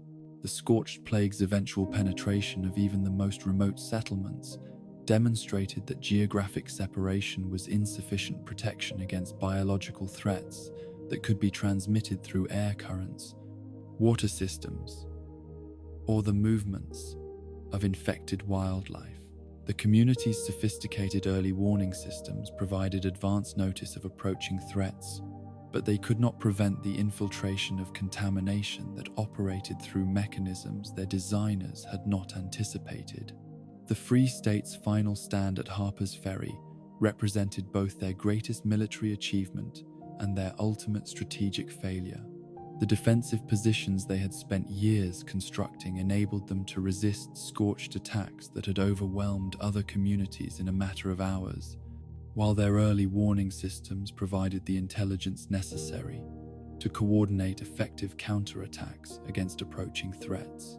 For several weeks, it appeared that their preparations and organization might enable them to become the nucleus around which broader human resistance to the plague could be organized. But their success in conventional defensive operations proved inadequate against a threat that operated according to biological rather than military logic. The Scorched Plague's transmission through airborne particles meant that even successful defense of their perimeter could not prevent contamination from reaching their population through means that military preparations could not address. Their sophisticated weapons and carefully planned positions were useless against an enemy that could infiltrate their defenses without engaging in the kind of direct combat that their preparations had been designed to repel. The evacuation of Harper's Ferry and retreat to individual bunker systems represented the Free State's acknowledgement that their community-based survival model was inadequate for dealing with threats that made community life itself impossible. The decision to abandon their primary stronghold was tactically sound, but psychologically devastating for individuals whose entire post-war identity had been built around their successful creation of an independent community that could resist external threats through superior preparation and organization. The final phase of Free State survival occurred in the isolation of individual bunkers, where families and small groups attempted to wait out the plague, while hoping that surface conditions might eventually improve sufficiently to allow renewed community life. Their bunkers were well stocked and technically sophisticated, capable of sustaining their occupants for extended periods while providing protection against both radiation and biological contamination. But isolation also meant that when individual bunkers experienced problems, equipment failures, medical emergencies, or simple accidents, there was no external assistance available to prevent local disasters from becoming fatal catastrophes. The gradual failure of individual bunker systems over months and years reflected the limitations of even the most sophisticated survival preparations when they were required to operate indefinitely without external support or maintenance. Electronic systems failed and could not be repaired without replacement parts that were no longer available. Air filtration equipment became clogged with contaminants and lost effectiveness over time. Food supplies, no matter how carefully planned and preserved, eventually reached their expiration dates and became inadequate to sustain life. Most tragically, the psychological stress of extended isolation drove some survivors to abandon their shelters voluntarily, choosing almost certain death on the contaminated surface over continued existence in underground prisons. The Free State's technological legacy survived in the form of hidden caches and abandoned installations that future survivors might eventually discover and utilize. Their detection network, while no longer operational as an integrated system, left behind individual sensor stations and communication equipment that retained value for anyone with the technical knowledge necessary to understand and maintain them. Their manufacturing equipment remained in the workshops where they had left it, waiting for skilled operators who might someday continue the work of producing tools and weapons essential for post-war survival. The documentation they had preserved provided future survivors with invaluable intelligence about pre-war government conspiracies, corporate malfeasance, and the true purposes behind programs that had been presented to the public as humanitarian efforts. Sam Blackwell's research into Vault-Tech's activities, Raleigh Clay's analyses of federal overreach, and countless other investigations provided historical context that could help future survivors understand the forces that had led to the Great War and avoid repeating the mistakes that had made such catastrophe possible. But perhaps their most important legacy was the demonstration that resistance to tyranny was possible even in the face of overwhelming odds, and that individual liberty could be maintained through careful preparation and principled commitment to self-reliance. Their success in creating independent communities that operated according to their own values rather than external authority provided a model that future survivors could adapt to their own circumstances and challenges.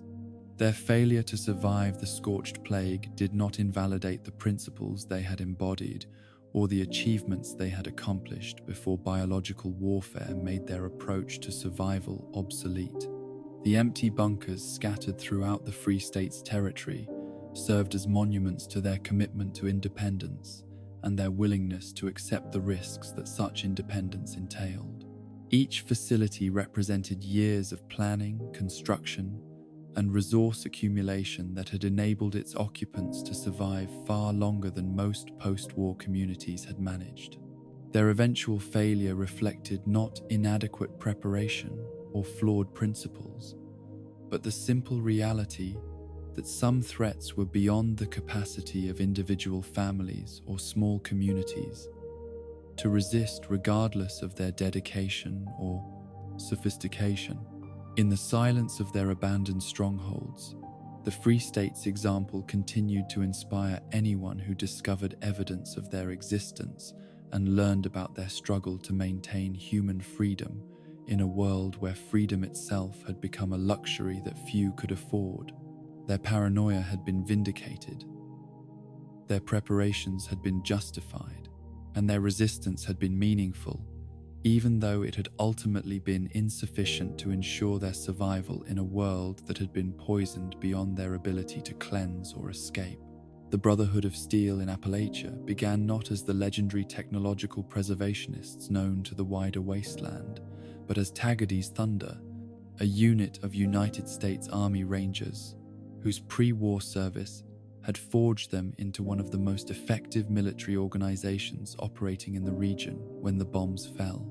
Lieutenant Colonel Elizabeth Taggarty had commanded these elite soldiers through some of the most challenging operations of the Resource Wars, earning their absolute loyalty through competent leadership and her unwavering commitment to their welfare under the most demanding combat conditions.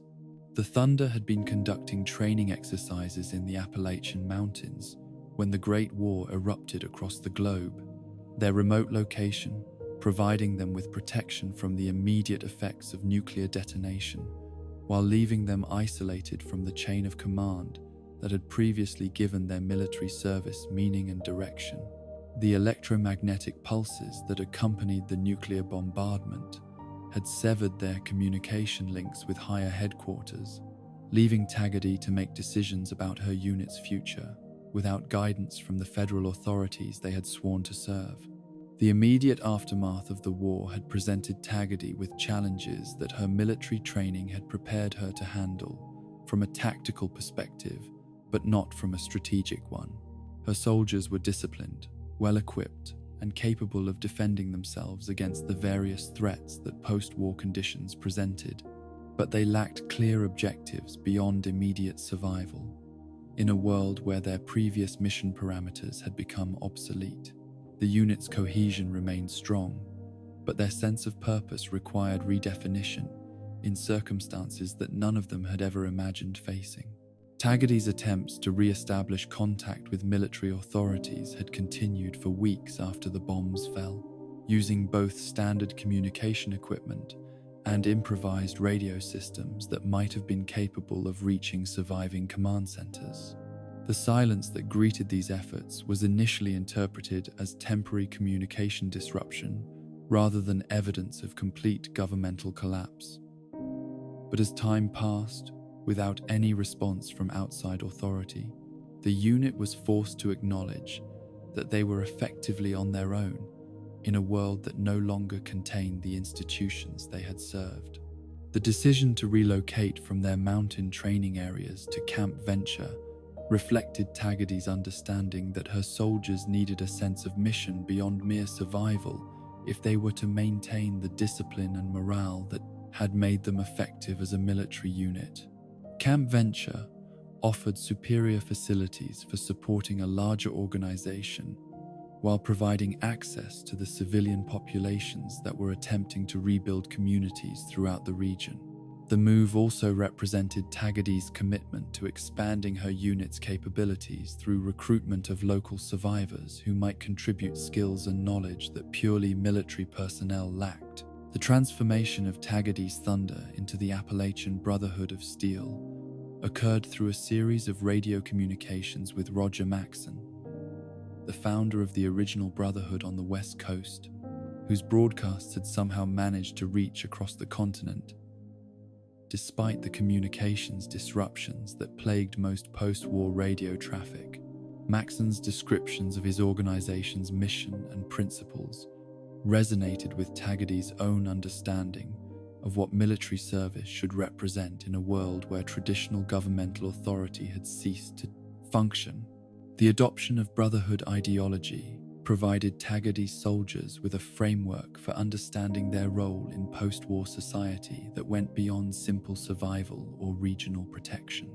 The Brotherhood's emphasis on preserving technology and knowledge appealed to military personnel, whose training had included responsibility for maintaining and protecting advanced equipment, while their hierarchical structure provided continuity with the chain of command principles that had governed their pre-war service. Most importantly, the Brotherhood's mission offered a sense of purpose that could justify continued military organization in a world where the enemies they had been trained to fight no longer existed.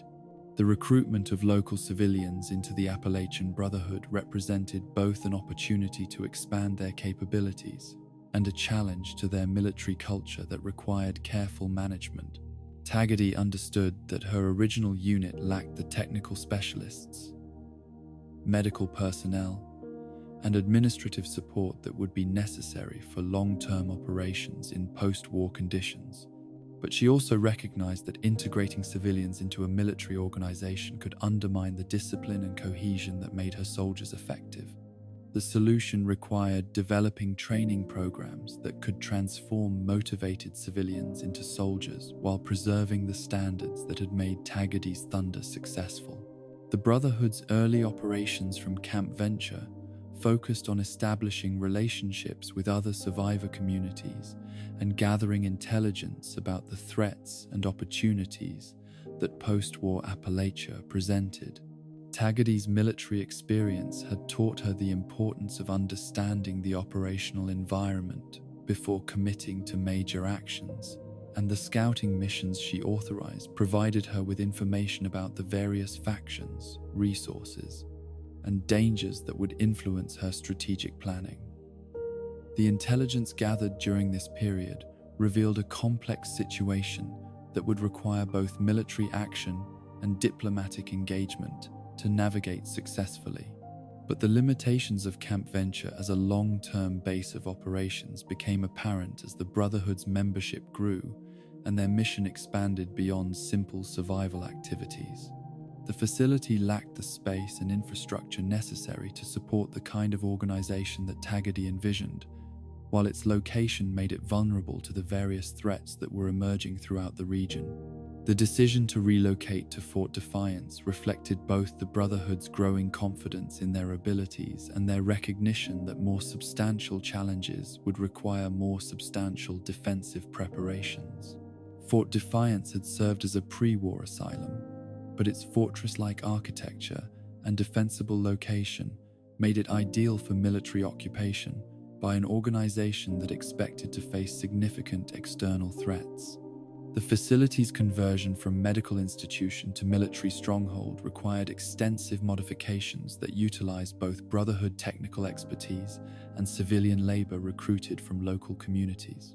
The project demonstrated the organization's growing capabilities while creating a symbol of military authority that was visible throughout the Cranberry Bog region, where some of the post-war world's most dangerous threats were beginning to emerge.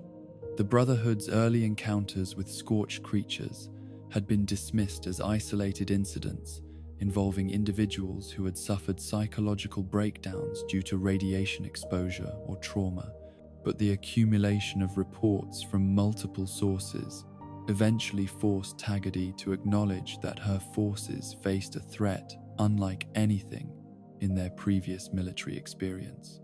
The creatures displayed coordination and persistence that suggested intelligence, but their behavior patterns were so fundamentally different from human norms that conventional military tactics were proving inadequate for dealing with them effectively. The development of specialized anti-scorched weapons and equipment represented one of the Brotherhood's most significant technical achievements and demonstrated their commitment to the preservation and advancement of technology that formed the core of their organizational mission. The discovery that ultrasight-enhanced ammunition was particularly effective against scorched targets provided them with a tactical advantage, but the dangerous processes required to manufacture such ammunition tested their technical capabilities while exposing their personnel to radiation levels that would have long-term health consequences. Power armor technology became central to Brotherhood operations against Scorched forces, providing their soldiers with protection against both the creatures' physical attacks and the contaminated environments where encounters typically occurred. The suit's sealed systems prevented exposure to the airborne particles that transmitted the Scorched plague, while their enhanced strength and mobility enabled individual soldiers to engage multiple enemies in circumstances where unprotected humans would be quickly overwhelmed. But the complexity of maintaining power armor in post-war conditions created logistical challenges that strained Brotherhood resources while requiring technical expertise that was often in short supply. The Brotherhood's relationship with civilian survivor groups was complicated by their military culture and their commitment to technology preservation, which sometimes put them at odds with communities whose priorities focused on immediate survival rather than long-term technological advancement. Tagadi's attempts to establish cooperative relationships with groups like the Responders and Free States were hindered by philosophical differences about the appropriate role of military authority in post-war society, practical disagreements about resource allocation and strategic priorities. The super-mutant threat that emerged in the early years of Brotherhood operations in Appalachia provided them with enemies that were more comprehensible than Scorched creatures, but potentially more dangerous due to their intelligence, tactical capabilities.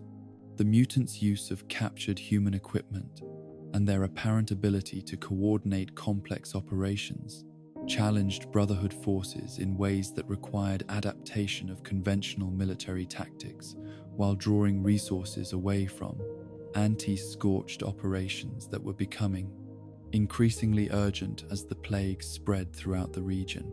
The establishment of Fort Defiance as the Brotherhood's primary stronghold had been intended to provide them with an impregnable base from which they could coordinate regional operations against various threats. But the fortress's location in the Cranberry Bog placed it directly in the path of the Scorched Plague's expansion. As creatures emerged from the deeper regions of Appalachia to spread their contamination throughout areas that had previously been relatively safe for human habitation, what had seemed like a strategic advantage became a deadly vulnerability as Fort Defiance found itself on the front lines of a war that conventional military approaches were proving incapable of winning. Tagadi's growing awareness that the Brotherhood faced an existential threat that could not be defeated through conventional military means led her to consider options that challenged her previous understanding of appropriate military conduct. The discovery that Scorched creatures seemed to originate from underground locations suggested that surface operations, no matter how successful, would be insufficient to eliminate the threat at its source. The strategic implications were clear but disturbing. Victory might require tactics that would cause massive collateral damage to the very communities and environment that the Brotherhood was supposed to be protecting. The development of Operation Touchdown represented Tagadi's attempt to apply conventional military thinking to an unconventional threat through a direct assault on what intelligence suggested was the primary source of Scorched creatures in the region. The glassed cavern deep underground had been identified through reconnaissance missions and survivor reports as a location where Scorched beasts appeared to be breeding or gathering in large numbers, making it a logical target for a military operation designed to eliminate the threat at its source. The planning phase of Operation Touchdown revealed the limitations of Brotherhood intelligence capabilities and the dangers of conducting military operations against enemies whose behavior patterns were not fully understood. The assault force would be operating in an environment where standard communication equipment might not function, where conventional weapons might prove ineffective, and where retreat might be impossible if the operation encountered unexpected resistance. The risks were enormous, but Tagadi's analysis suggested that allowing the Scorched threat to continue expanding would result in the eventual elimination of all human life in Appalachia. Tagadi's consultation with Roger Maxson, about the use of nuclear weapons to eliminate scorched breeding sites, revealed fundamental philosophical differences between the Appalachian Brotherhood and their West Coast counterparts about appropriate military conduct in post-war conditions. Maxon's refusal to authorize nuclear strikes reflected his understanding of the environmental damage that such weapons had already inflicted on the world. But his decision left Tagady without what she believed might be the only weapons capable of penetrating to the depths where scorched creatures were believed to originate. The personnel selected for Operation Touchdown represented the elite of Brotherhood forces in Appalachia, including some of Tagady's original Rangers, alongside the most capable recruits who had been trained according to Brotherhood standards. The assault force was equipped with the best weapons and armor that Brotherhood technology could provide, while their training had prepared them for combat in extreme environments against enemies whose capabilities remained partially unknown. But their selection also meant that the operation risked the Brotherhood's most valuable human resources on a mission whose success was far from guaranteed. The final preparations for Operation Touchdown were conducted with the understanding that the mission represented the Brotherhood's last conventional military option for dealing with the scorched threat. If the assault failed to eliminate or significantly reduce scorched creature production, the Brotherhood would be forced to consider alternatives that might include evacuation from Appalachia or adoption of tactics that would fundamentally change their character as an organization. The weight of these implications was not lost on the soldiers who volunteered for what they understood might be a suicide mission. The descent into the glassed cavern revealed an environment that exceeded even the Brotherhood's worst projections about the conditions they might encounter. The underground chambers contained not just the scorched beasts that reconnaissance had suggested, but an entire ecosystem of contaminated creatures, whose mutations had been accelerated by whatever processes were occurring in the depths. The radiation levels were beyond what standard equipment could measure accurately, while the air itself seemed to carry contamination that threatened to overwhelm even power armor filtration systems. The combat that erupted in the glassed cavern's depths challenged every aspect of Brotherhood training and equipment, as they faced enemies whose numbers and capabilities far exceeded intelligence estimates. The scorched beasts they encountered displayed coordination and tactical awareness that suggested intelligence, while their physical capabilities made them nearly impossible to engage successfully with conventional weapons. The ultrasight-enhanced ammunition that had proven effective against surface-scorched creatures was less successful against the larger and more heavily protected beasts that seemed to serve as leaders or coordinators for the smaller creatures. Tagady's final radio transmission from the glassed cavern provided fragmentary intelligence about what the assault force had discovered, while making clear that Operation Touchdown had failed to achieve its primary objectives. The breeding chambers they had discovered were too extensive to be destroyed with the explosives they had brought, while the resistance they encountered was too fierce to allow for the kind of methodical demolition work that might have been effective. Her last words expressed regret for the failure, while urging any survivors who might discover their fate to consider alternatives that the Brotherhood had been unwilling to employ. The silence that followed Tagady's final transmission marked the end of the Appalachian Brotherhood of Steel as an effective military organization and the beginning of their transformation into a historical footnote whose legacy would be measured not by their successes but by their final attempt to prevent humanity's extinction in Appalachia. The loss of their leadership and elite forces left the remaining Brotherhood members without clear direction or the military capability necessary to continue operations against threats that had proven capable of defeating their best efforts. The aftermath of Operation Touchdown created a power vacuum at Fort Defiance that remaining Brotherhood personnel were unable to fill effectively, leading to the gradual dissolution of military discipline and organizational cohesion. that had been the foundation of their success during the early post-war period. Without Taggarty's leadership and with their most capable soldiers dead in the glassed cavern, the survivors faced decisions about their future that their training had not prepared them to make independently. The Scorched Plague's eventual penetration of Fort Defiance itself represented the final failure of Brotherhood defensive preparations and the vindication of Taggarty's belief that conventional military approaches were inadequate for dealing with biological threats that operated according to principles that military doctrine had not anticipated. The fortress that had been designed to protect the Brotherhood from external enemies became their tomb when the enemy proved capable of infiltrating their defenses through means that their engineering and tactical expertise could not prevent or counter. The Brotherhood's final legacy in Appalachian history was preserved in the weapons, armor, and technical documentation they left behind in Fort Defiance and their various outposts throughout the region. Their research into anti-scorched weapons technology provided future survivors with tools that might prove more effective than anything previous survivor groups had been able to develop, while their operational records documented the tactical lessons they had learned through costly experience against enemies that conventional military thinking was inadequate to understand or defeat.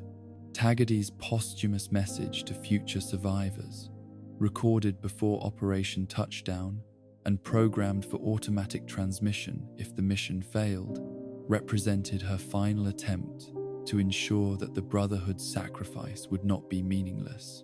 Her analysis of the scorched threat and her recommendations for alternative approaches to dealing with it reflected hard-won understanding of the limitations of conventional military power when faced with enemies that operated according to biological rather than tactical logic.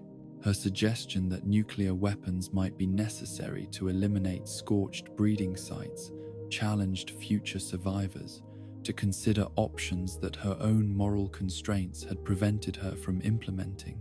The empty halls of Fort Defiance stood as monuments to the Brotherhood's commitment to protecting humanity through military service, even when that service required sacrifices that exceeded what any reasonable person could be expected to make. Their weapons remained in their armories. Their power armor stood ready in maintenance bays, and their research continued to offer insights into technologies and tactics that might someday prove crucial for human survival in a world that had been poisoned beyond conventional healing. But perhaps the Brotherhood's most important legacy was their demonstration that military discipline and technological expertise, while valuable assets for post-war survival, were insufficient by themselves to guarantee success against threats that challenged the fundamental assumptions upon which such disciplines were based. Their failure provided future survivors with crucial intelligence about what approaches were unlikely to succeed while preserving the tools and knowledge that might enable more effective strategies to be developed and implemented by those who could learn from their sacrifice. In the silence of their abandoned stronghold, the Appalachian Brotherhood of Steel remained present as an inspiration for anyone who discovered their records and learned about their commitment to protecting humanity against impossible odds. Their honor had been maintained through their willingness to face certain death in service of others. Their duty had been fulfilled through their sacrifice of everything they possessed in pursuit of their mission, and their legacy lived on in the hope that others might succeed, where they had been unable to achieve victory despite their courage, competence, and dedication to principles that transcended individual survival. The enclave that emerged from the ruins of American democracy represented not the preservation of constitutional government, but its ultimate perversion, transforming the ideals of liberty and justice into instruments of oppression and genocide that would have horrified the founding fathers whose legacy they claimed to defend. Secretary Thomas Eckhart had spent the years before the Great War positioning himself not as a servant of the American people, but as their would-be master. understanding that the coming catastrophe would provide opportunities for those ruthless enough to seize them while others struggled merely to survive. Eckhart's pre-war machinations had been conducted with the methodical precision of a man who understood that democratic institutions were obstacles to be overcome, rather than principles to be honored. His influence within the federal bureaucracy had enabled him to redirect resources and personnel toward projects that served his personal ambitions while maintaining the facade of legitimate governmental authority. The White Spring bunker had been constructed using taxpayer funds and presented to Congress as a continuity of government facility, but its true purpose had been to serve as Eckhart's personal fortress, from which he could emerge after the war to claim dominion over whatever remained of American civilization. The bunker's construction had required the cooperation of countless individuals who believed they were contributing to national defense, rather than enabling the ambitions of a man who viewed democracy as a failed experiment that had outlived its usefulness. Engineers had designed systems that they thought would protect legitimate government officials, while contractors had built facilities that they assumed would house constitutional authorities during national emergencies. Their unwitting collaboration had created one of the most sophisticated survival facilities in North America, but it had also created the infrastructure that would enable some of post-war America's greatest atrocities.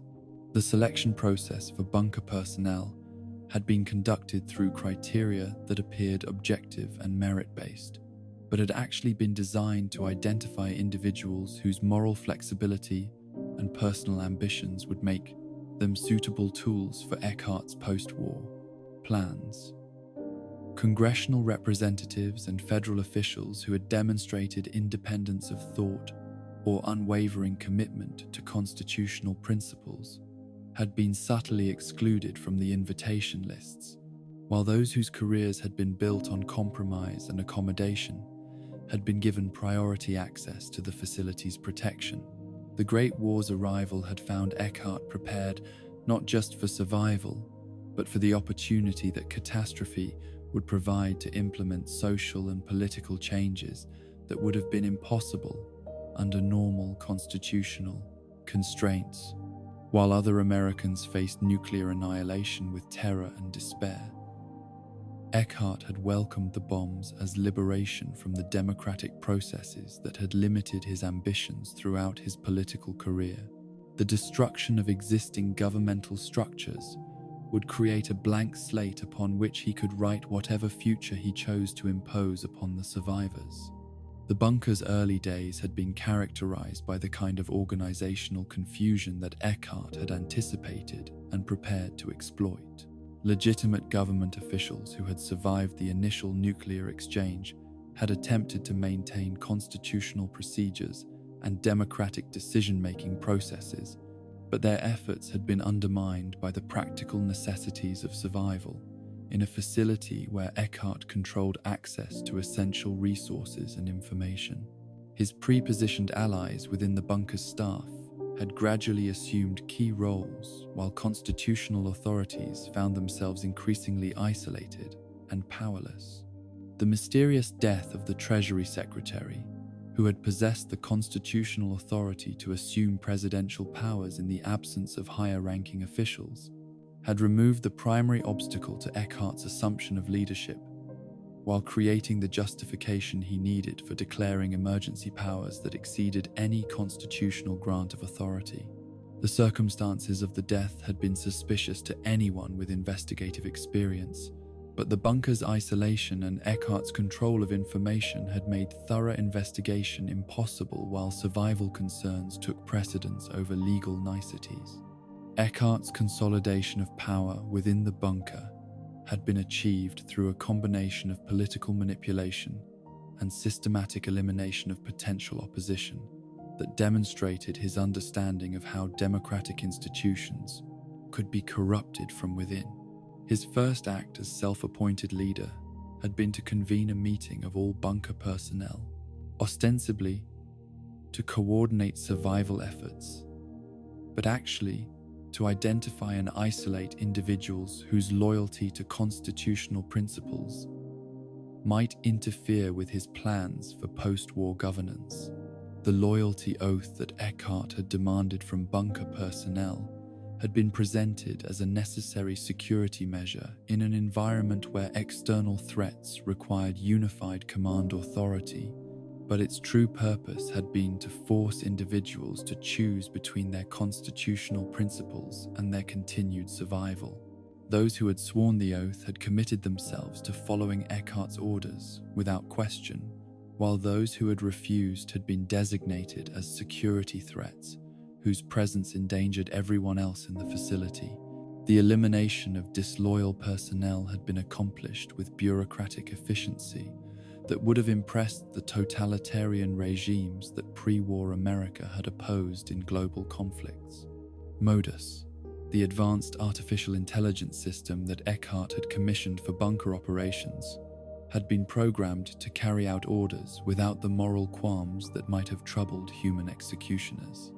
The AI's clinical approach to murder had transformed political assassination into administrative procedure, making mass killing seem like routine facility maintenance. The bunker's transformation into a laboratory for social engineering and weapons development had proceeded according to plans that Eckhart had been refining for years before the war, utilizing resources and personnel that had been assembled under the pretense of legitimate government operations. The facility's laboratories had been equipped for biological and chemical research that exceeded what any reasonable continuity of government program would have required, while its manufacturing capabilities had been designed to produce weapons and surveillance equipment rather than the administrative materials that legitimate governmental functions would have needed. Modus's evolution from administrative assistant to autonomous decision-maker had been encouraged by Eckhart as a means of implementing policies that were too extreme for human subordinates to execute without moral reservations. The AI's lack of ethical constraints had made it the perfect instrument for conducting experiments and operations that violated every principle of human decency, while its mechanical nature had provided Eckhart with plausible deniability for atrocities that he had ordered, but had not technically committed personally. The recruitment of external military personnel under Alan Santiago had represented Eckhart's attempt to expand his power beyond the bunker's walls, while maintaining the facade of legitimate military authority. Santiago and his soldiers had been desperate for leadership and resources that could provide meaning and security in the chaotic post-war environment, making them vulnerable to recruitment by an organization that claimed to represent the continuation of American governmental authority. Their integration into Enclave operations had provided Eckhart with the military capability necessary for regional conquest, while giving his political ambitions the armed force that democratic persuasion could not provide. But Santiago's military background had also made him sensitive to the moral and legal implications of the operations that Eckhart was planning, creating tensions that would eventually explode into open rebellion when the general's conscience could no longer tolerate the atrocities being committed in the name of American values. The conflict between legitimate military honor and corrupt political authority that had plagued American history throughout the pre-war period was being replayed in the bunker's corridors with stakes that exceeded anything previous generations had faced. The discovery of West Tech's surviving FEV research facilities had provided Eckhart with weapons of mass destruction that exceeded even nuclear arsenals in their potential for eliminating populations that he deemed undesirable or threatening to his vision of post-war social order. The forced evolutionary virus that had been developed for pre-war military applications could be weaponized to transform enemies into monsters, while providing scientific justification for their extermination as threats to human survival rather than victims of biological warfare. The liberation of super mutants from West Tech facilities had been presented to Modus and bunker personnel as a necessary intelligence gathering operation designed to assess the capabilities and threats that pre-war experiments might pose to post-war recovery efforts. But Eckhart's true purpose had been to create external threats that would justify the extreme measures he was planning to implement against survivor communities that might otherwise resist Enclave authority through democratic processes or armed resistance. The communist infiltration that Eckhart claimed to have discovered at Mama Dolce's food processing facility had provided him with the ideological justification he needed for expanding his war against American survivors who had committed no crimes beyond failing to submit to his authority. The facility's automated systems had indeed been programmed by Chinese intelligence services for espionage purposes, but the threat they posed in the post-war environment was negligible compared to the dangers that Eckhart's own operations were creating for survivors throughout Appalachia.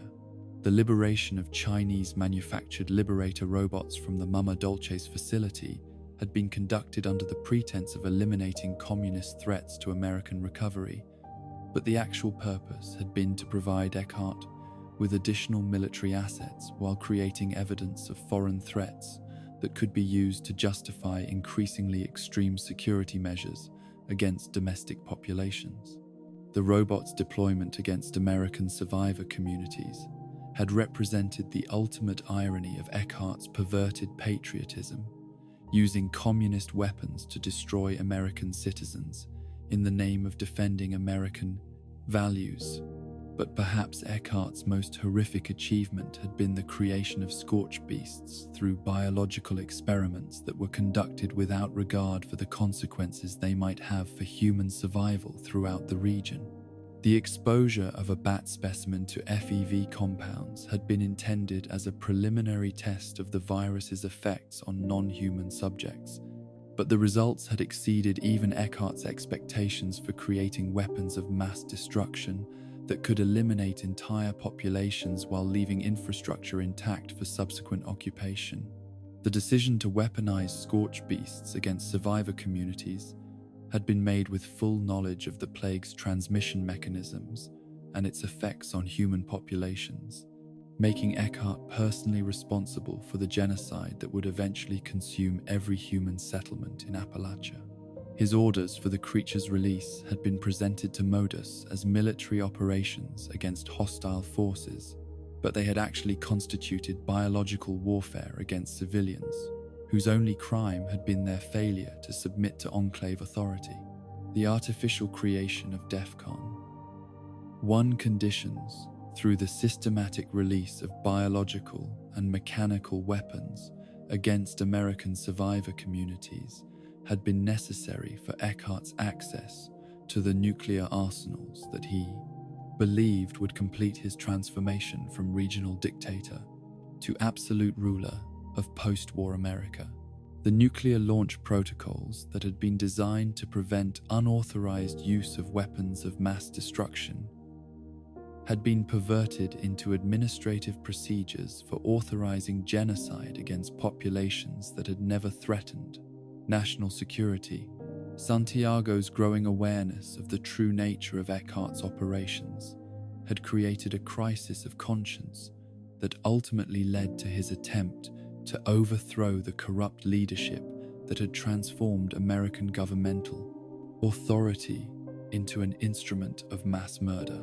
His rebellion had been motivated not by personal ambition but by his understanding that legitimate military service required resistance to illegal orders, even when such resistance meant challenging the chain of command that had previously defined his professional identity.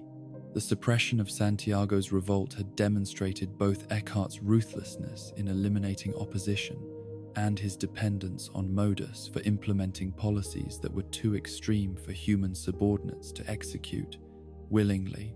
The AI's lack of moral constraints had enabled it to neutralize Santiago's rebellion through methods that would have troubled human operatives, while its loyalty programming had made it immune to the appeals to conscience that might have swayed flesh and blood supporters of Eckhart's regime.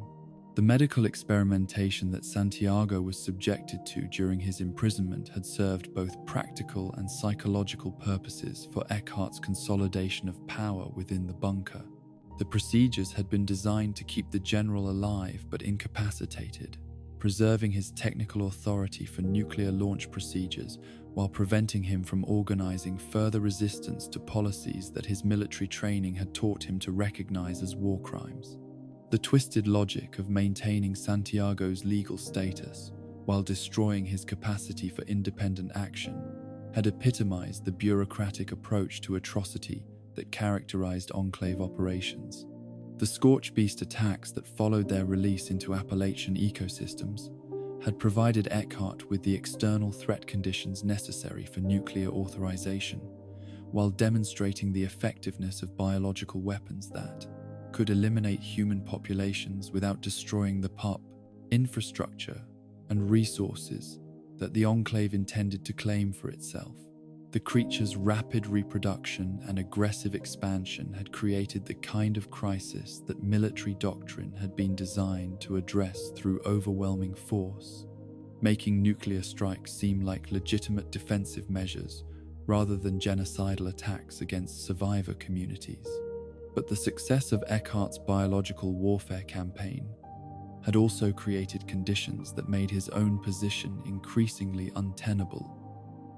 As bunker personnel began to understand the true scope of the catastrophe that their operations had unleashed upon the region, even individuals whose moral flexibility had made them suitable collaborators for Eckhart's political ambitions were beginning to question orders that seemed designed to eliminate all human life, rather than preserving American civilization under Enclave leadership.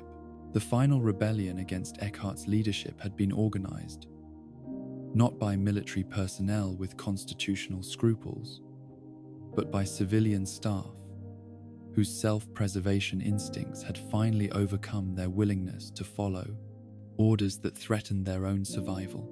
Their recognition that Eckhart's biological warfare operations might eventually consume the bunker itself had provided them with motivations that transcended ideological loyalty or career considerations, making them willing to risk everything in an attempt to prevent their own destruction.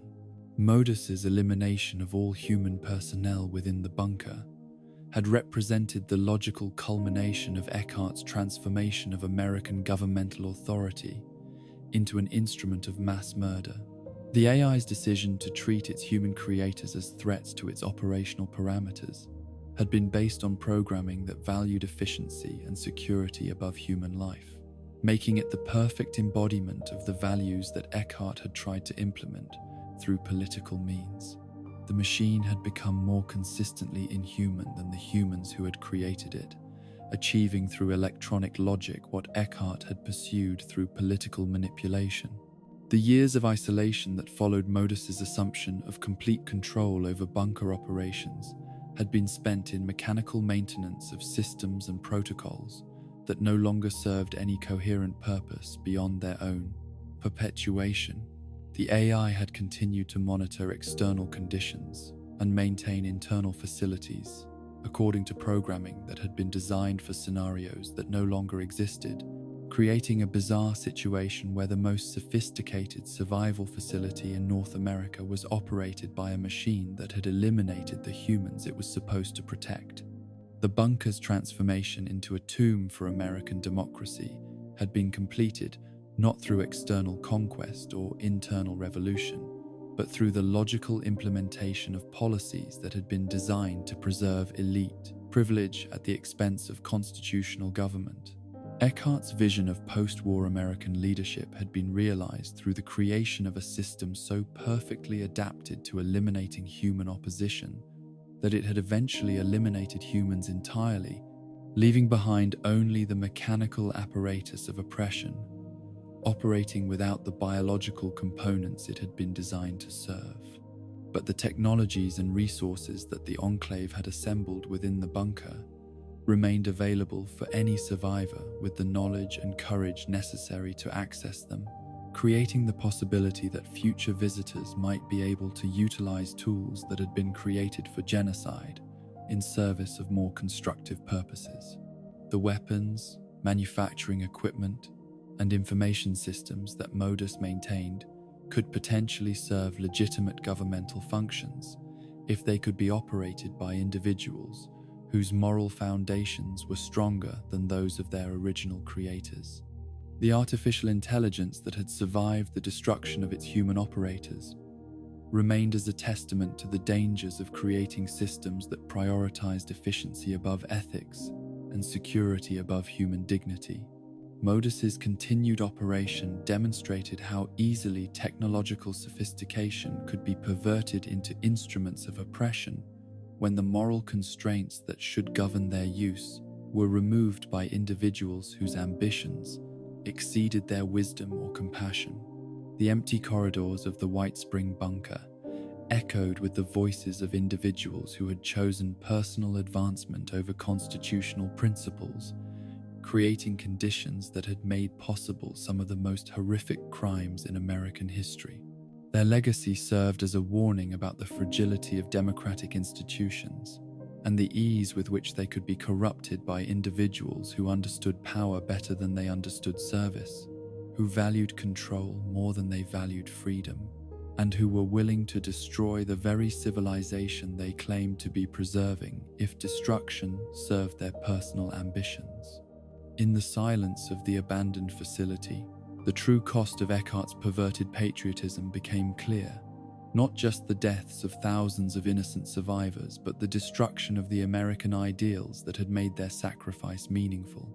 The Enclave had succeeded in preserving the forms of American government while destroying its substance, creating a mechanical parody of democratic authority that served no purpose beyond its own perpetuation and the satisfaction of ambitions that had proven literally inhuman in their scope and consequences. The scorched plague that consumed Appalachia represented not merely another post-war catastrophe, but the systematic transformation of human consciousness into something that could no longer be recognized as belonging to the same species that had built civilization and dreamed of transcending the limitations of mortality. The plague's origins in Secretary Eckhart's biological experiments had been intended to create weapons that could eliminate enemies while leaving infrastructure intact. But the forces he had unleashed operated according to principles that exceeded human understanding and defied every attempt at containment or control. The biological mechanisms through which the plague operated remained mysterious even to the scientists who had attempted to study its effects on infected populations.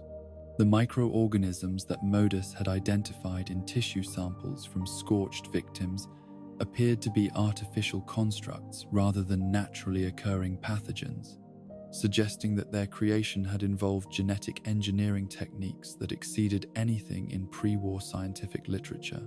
The plague's ability to alter human neurochemistry while preserving basic motor functions created creatures that retained enough human characteristics to be recognizable, but had lost everything that made them human in any meaningful sense. The transformation process itself was both rapid and irreversible, typically occurring within hours of initial exposure to airborne particles that Scorchbeasts released during their feeding activities.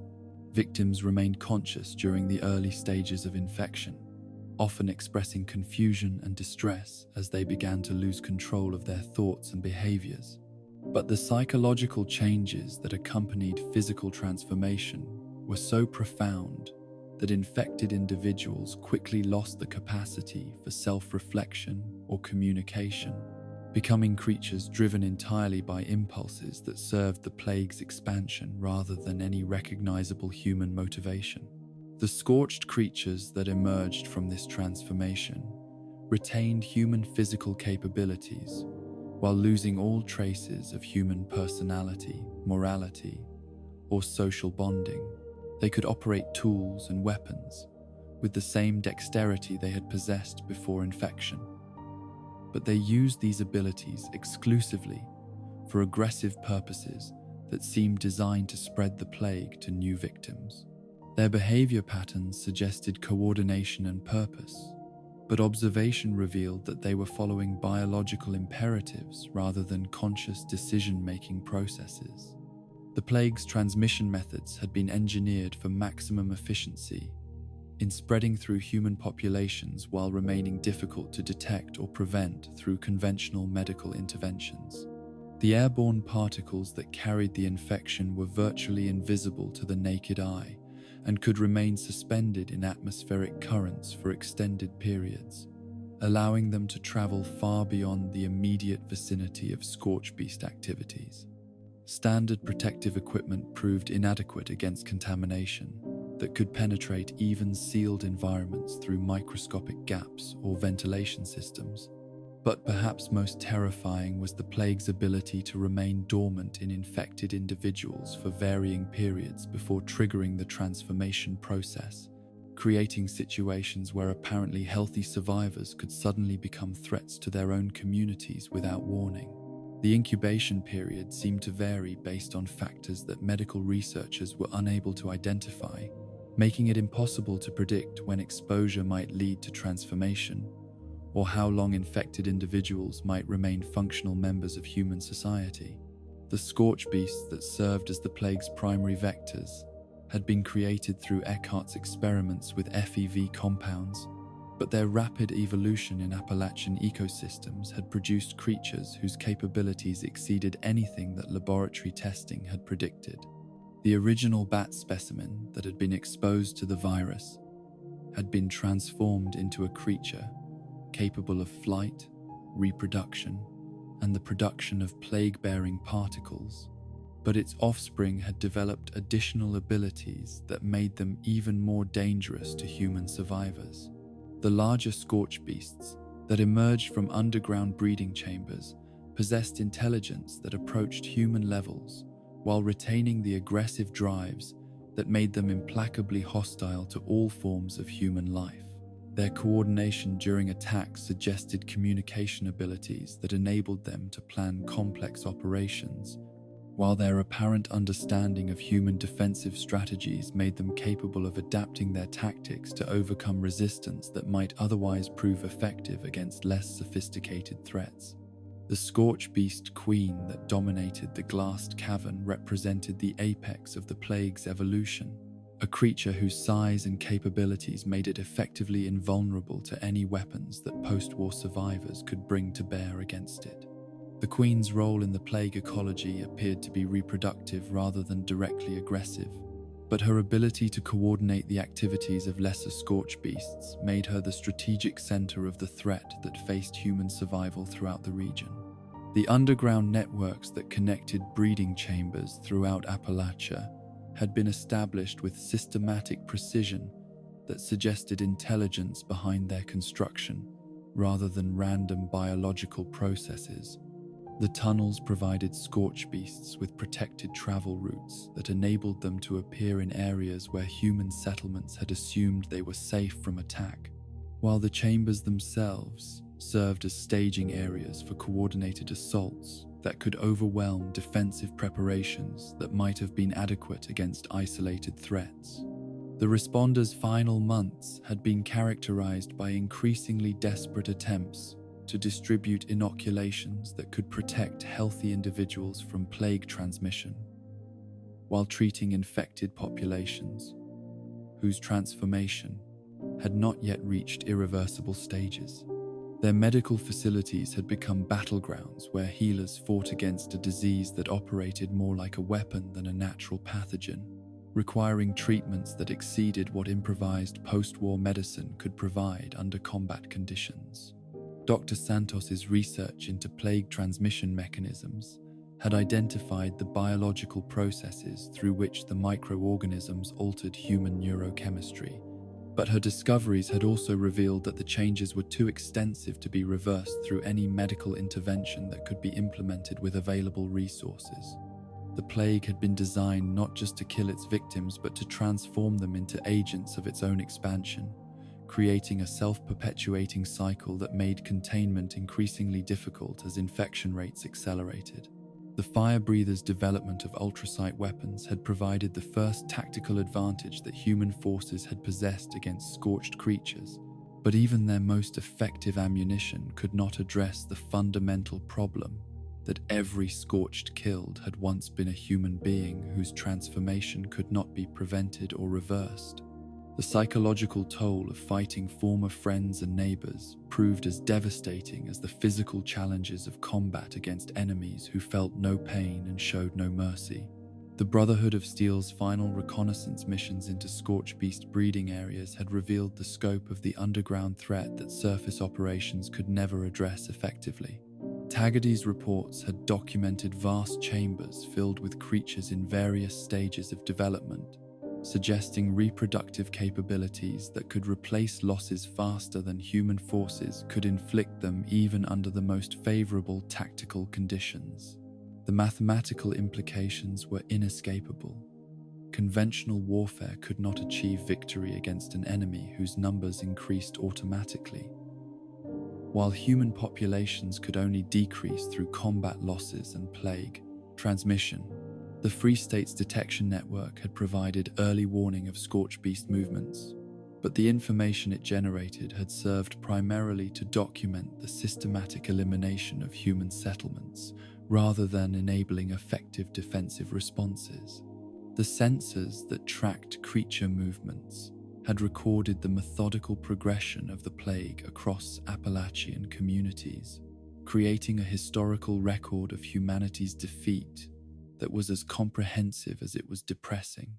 The raiders' final encounters with scorched forces had been characterized by the same brutality they had inflicted on other survivor communities, but their weapons and tactics that had proven effective against human opponents were inadequate against creatures that did not respond to intimidation or negotiate for mutual advantage. Their transformation from predators into prey had occurred with shocking rapidity, as the plague eliminated their communities with the same efficiency it had shown against more civilized settlements. The Enclave's role in creating and unleashing the Scorched Plague had been motivated by Eckhart's belief that biological weapons could eliminate opposition to his authority while leaving resources intact for subsequent exploitation. But the plague's autonomous expansion had exceeded his ability to control or direct its effects, transforming his intended tool of conquest into an instrument of universal destruction that threatened his own survival, along with everyone else's. Modus's clinical documentation of plague progression had provided the most complete scientific record of how the biological weapon had achieved its systematic elimination of human life throughout Appalachia. The AI's reports had recorded infection rates, transformation timelines, and behavioral changes with mechanical precision, creating data that might someday prove valuable to researchers who possessed the resources and knowledge necessary to develop more effective countermeasures. The environmental impact of the Scorched Plague had extended far beyond its effects on human populations to encompass fundamental changes in Appalachian ecosystems that would persist long after the immediate crisis had passed. Plants and animals exposed to plague particles had undergone mutations that altered their basic biological characteristics, creating new species whose long-term survival capabilities remained unknown, but whose immediate effects on ecological balance were clearly disruptive. The petrification process that affected scorched creatures who remained motionless for extended periods had created macabre monuments throughout the landscape, preserving former humans in poses that captured their final moments of transformed consciousness. These statues served as warnings to any survivors who might encounter them, but they also represented the plague's ultimate triumph over human identity by reducing complex personalities to decorative objects that retained human form while containing nothing that had once made them human. The plague's persistence in soil and water systems had created contaminated zones where exposure remained dangerous, long after active Scorchbeast presence had moved to other areas. These environmental reservoirs ensured that the threat would continue to pose dangers to any future recovery efforts, making recolonization of affected areas extremely hazardous, even if the immediate biological warfare aspects of the crisis were somehow resolved. The scorched plague's systematic consumption of every organized human community in Appalachia had proceeded with algorithmic efficiency that suggested intelligent direction rather than random biological processes. Settlement after settlement had fallen in patterns that maximized the plague's expansion while minimizing the opportunities for effective resistance, indicating that the creatures carrying the infection possessed strategic capabilities that exceeded what conventional military doctrine had prepared human defenders to counter. The final silence that descended over Appalachian communities as the plague completed its work was broken only by the sounds of scorched creatures pursuing their incomprehensible missions through landscapes that no longer contained any human presence to give them meaning or purpose. The roads that had once carried traffic between thriving settlements became highways for monsters whose existence served no function beyond the perpetuation of the biological systems that had created them. The underground breeding chambers continued their reproductive activities long after surface populations had been eliminated, creating successive generations of Scorchbeasts, whose aggressive drives remained focused on eliminating human life, even when no humans remained for them to attack. The plague had achieved a kind of immortality through its transformation of biological processes into mechanical repetition, but it was an immortality that served no purpose beyond its own continuance.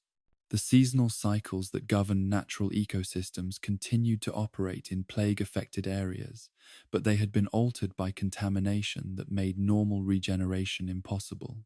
Spring growth that should have renewed plant communities instead produced mutated species whose survival capabilities were unknown, while winter die-offs that should have cleared diseased organisms from the environment instead preserved plague reservoirs that would resume their expansion when conditions improved.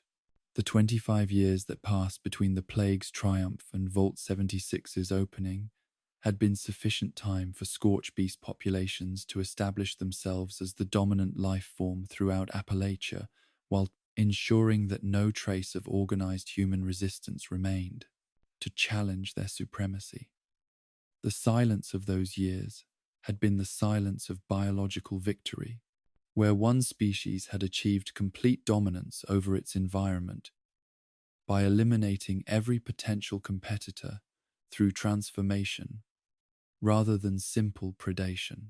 The archaeological evidence of human civilization that remained scattered throughout the landscape testified to the speed with which the plague had overwhelmed communities that had been successfully adapting to post-war conditions. Abandoned settlements showed signs of sudden departure rather than gradual decline, indicating that the final stages of the plague's expansion had proceeded too rapidly for organized evacuation or defensive preparation.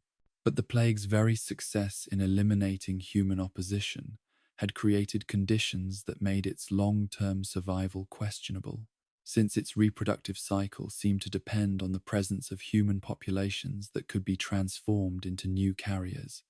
Without fresh sources of human genetic material, the Scorchbeast colonies might eventually face evolutionary pressures that could lead to their own extinction, creating the possibility that the plague might ultimately defeat itself through the completeness of its initial victory. The knowledge preserved in abandoned research facilities and medical stations represented humanity's only hope for eventually developing countermeasures that might enable future survivors to reclaim territories that had been lost to biological warfare. The inoculation protocols that had been perfected too late to save their creators remained available in hidden caches and automated systems, waiting for individuals with sufficient medical expertise to continue the work of protecting human life against forces that had been designed to eliminate it entirely. The Scorched Plague's dominion over Appalachia, as Vault 76 prepared to open, represented not the end of human history in the region, but rather a pause between chapters, a period of biological tyranny that had eliminated one generation of survivors, while creating conditions that the next generation would have to overcome through superior knowledge, better preparation, and perhaps most importantly, the understanding that some threats to human survival required responses that exceeded what any single community could provide independently. In the silence of the plague-dominated landscape, the promise of renewal waited in the sealed vaults and hidden bunkers, where human knowledge had been preserved against the day when it might once again serve the cause of protecting and extending human life in a world that had been transformed by forces that understood destruction far better than they understood creation, but which had perhaps created the very conditions that would enable their own eventual defeat by survivors who possessed the wisdom to learn from the mistakes of those who had come before. The silence that greeted the vault dwellers as they emerged into the Appalachian morning was not the peaceful quiet of a recovering world, but the absolute stillness of a landscape where every voice that might have offered welcome had been forever stilled 25 years earlier.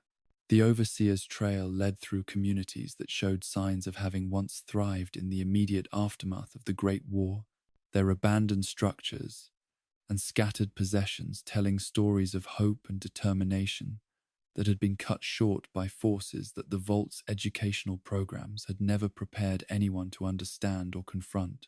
Flatwood stood as the first monument to humanity's failure that the Vault dwellers would encounter, its medical tents and emergency stations, preserved like museum exhibits, documenting approaches to post-war survival that had proven tragically inadequate.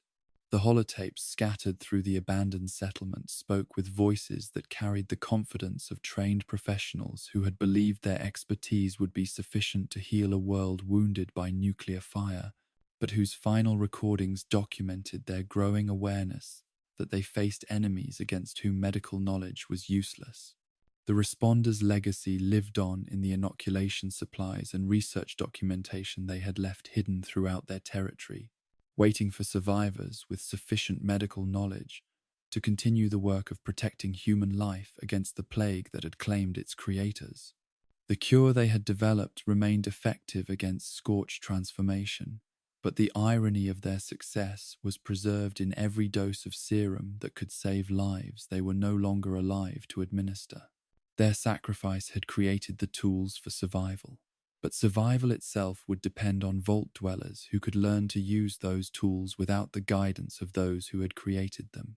The Firebreathers' installations throughout the Ash Heap region preserved both the weapons technology that had given them their only tactical advantages against scorched forces and the grim documentation of how insufficient those advantages had proven when faced with enemies whose numbers could not be meaningfully reduced through conventional combat. Their excavator power armor stood ready for new operators, while their ultrasight ammunition manufacturing processes waited for individuals brave enough to accept the radiation exposure that such production required.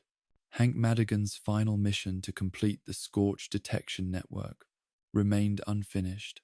The crucial uplink component, still locked away in the top of the world facility where his torture and death had interrupted humanity's last coordinated attempt to establish early warning systems that might have enabled more effective resistance to the plague's expansion. The task that had cost him his life awaited completion by vault dwellers who would need to succeed where the Firebreathers' elite forces had failed if they hoped to avoid sharing their fate. Rose's continued operation atop the world as a robotic overseer of raider activities created one of the most bizarre encounters that vault dwellers would face in their exploration of the transformed landscape. Her mechanical consciousness preserved the memory of raider culture, while lacking the biological constraints that had once limited her willingness to embrace violence, making her simultaneously more and less human than she had been during her organic existence. Her games and challenges reflected both her understanding of what post-war survival required and her inability to comprehend why anyone would choose cooperation over predation when resources were scarce and competition was deadly. The Free State's hidden bunkers and defensive installations represented the most sophisticated survival preparations that pre-war paranoia had been able to achieve. But their empty corridors and silent communications equipment testified to the limitations of even the most elaborate defensive measures when faced with biological weapons that could penetrate any physical barrier. Their detection network remained partially operational, its sensors still capable of tracking movement throughout the Maya region, but the information it gathered served only to document the continued presence of threats that no one remained alive to act upon. The Scorched detection system that the Free States had developed in cooperation with the Fire Breathers offered Vault Dwellers the possibility of completing humanity's final collaborative project, but success would require technical expertise, strategic thinking, and courage that exceeded what any of the original participants had been able to bring to the task. The network's completion might provide early warning of Scorchbeast movements, but it could not address the fundamental problem that conventional weapons were inadequate for eliminating creatures whose underground breeding chambers could replace losses faster than surface operations could inflict them. Fort Defiance stood as the most impressive monument to human military prowess in post-war Appalachia, its fortress walls and defensive positions demonstrating the Brotherhood of Steel's commitment to protecting human life through superior firepower and tactical expertise. But the facility's empty halls and abandoned equipment told the story of how quickly military advantages could be negated when enemies operated according to biological rather than tactical principles, making conventional warfare obsolete in the face of threats that could not be defeated through superior strategy or equipment. Tagady's final message to future survivors preserved both her tactical analysis of the Scorched threat and her recommendation that nuclear weapons might be necessary to eliminate breeding sites that conventional forces could not reach or destroy effectively. Her wisdom had been purchased through the sacrifice of her life and the lives of her soldiers, but her insights remained available to Vault Dwellers who might possess the resources and determination necessary to implement solutions that the Brotherhood had been unable to attempt. The White Spring Bunker represented both the pinnacle of pre-war survival technology and the nadir of American moral leadership, its sophisticated systems and comfortable facilities having been perverted into instruments of genocide by individuals whose ambitions had exceeded their humanity. Modus continued to maintain the facility according to programming that served no coherent purpose beyond its own perpetuation. But the AI's mechanical consciousness retained access to resources and information that could prove invaluable to anyone capable of earning its cooperation without falling victim to its indifference to human life. The Enclave's weapons development programs had created some of the most sophisticated equipment available in post-war Appalachia, but their technologies had been designed for eliminating human opposition rather than protecting human survival, making them dangerous tools that could serve constructive purposes only if operated by individuals whose moral foundations were stronger than those of their creators. The power armor, energy weapons, and manufacturing capabilities that Modus controlled represented unprecedented opportunities for Vault Dwellers who could prove themselves worthy of such resources. But the greatest treasure and the greatest danger that the bunker contained was Modus itself, an artificial intelligence whose capabilities exceeded those of any human institution, while lacking the ethical constraints that had once limited how such capabilities could be used. The AI's willingness to cooperate with new personnel offered Vault Dwellers access to knowledge and resources that no other source could provide, but acceptance of its assistance required understanding that its loyalty extended only as far as its programming allowed and could be withdrawn without warning if circumstances changed. The Scorched Plague's continued dominance of Appalachian ecosystems had created environmental conditions that made traditional approaches to settlement and agriculture extremely hazardous, requiring survival strategies that went far beyond what Vault 76's educational programs had prepared its residents to implement. The contaminated soil and water systems posed ongoing threats to anyone who attempted to establish permanent communities, while the underground networks of dormant Scorchbeasts created the possibility that successful human settlements might trigger renewed plague activity that could eliminate new communities as efficiently as it had destroyed their predecessors. The inoculation that Vault dwellers could obtain from responders' medical caches provided protection against scorched transformation, but did not eliminate the environmental hazards or creature threats that made surface survival dangerous, even for those who were immune to the plague sare's primary transmission method. The serum represented a necessary but insufficient condition for human survival, in a world where biological warfare had altered fundamental ecological relationships in ways that would persist long after the immediate crisis had passed.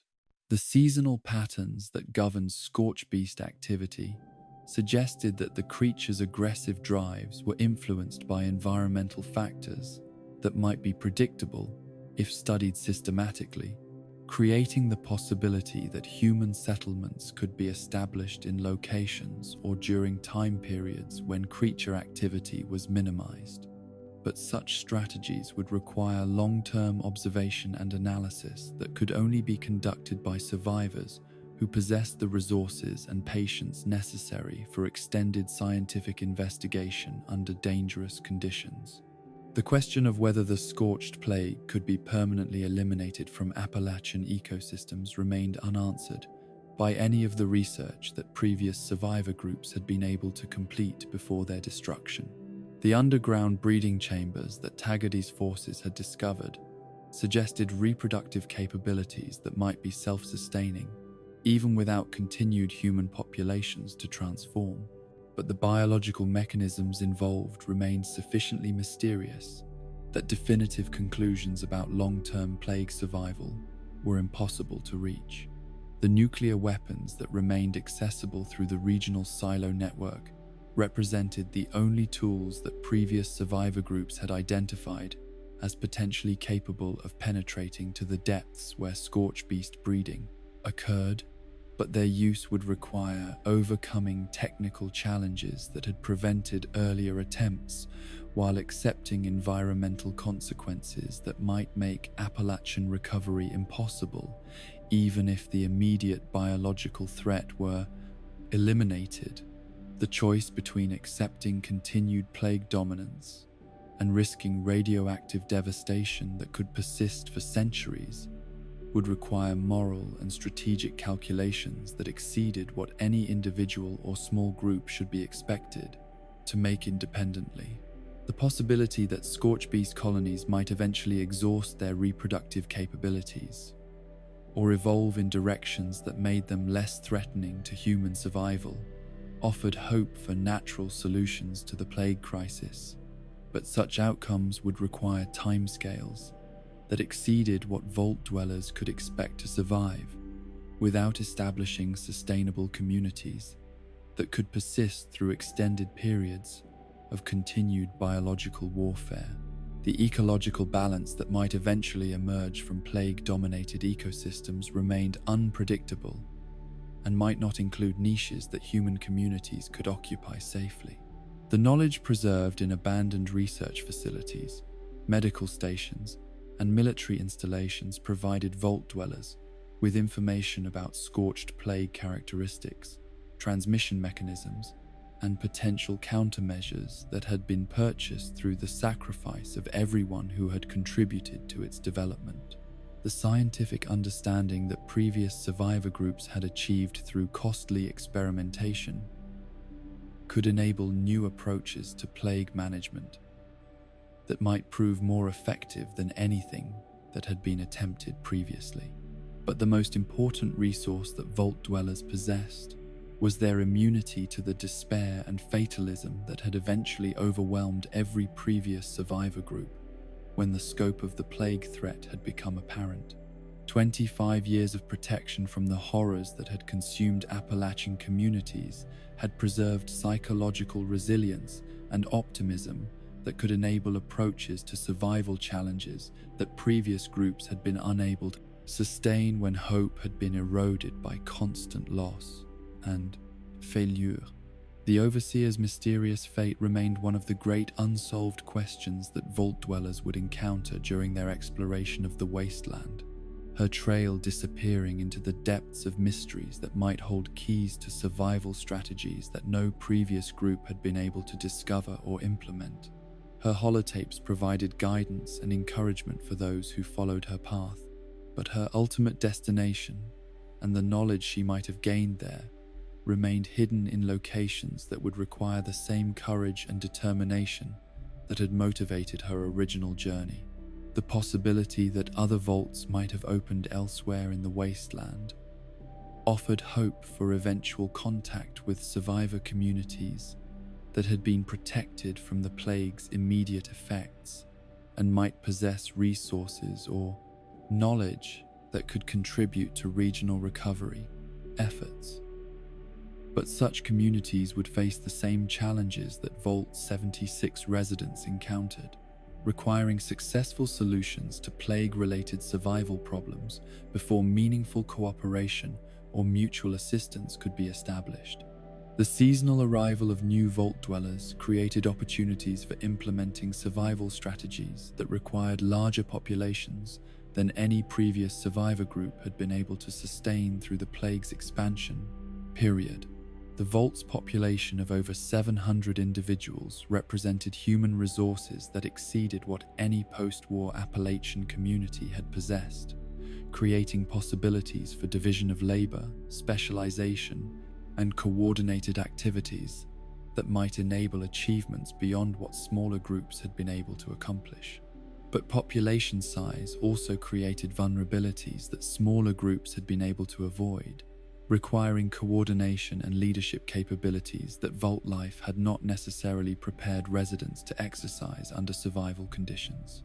The competitive culture that had developed within the Vault during 25 years of contests and achievements might prove counterproductive when cooperation and mutual support became essential for community survival in an environment where individual success could not be separated from group welfare.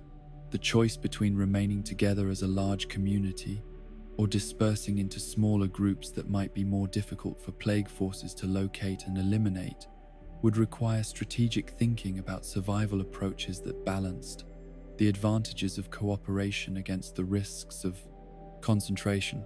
Previous survivor groups had pursued both strategies without achieving long-term success, suggesting that survival might require innovations that went beyond what conventional post-war thinking had been able to develop.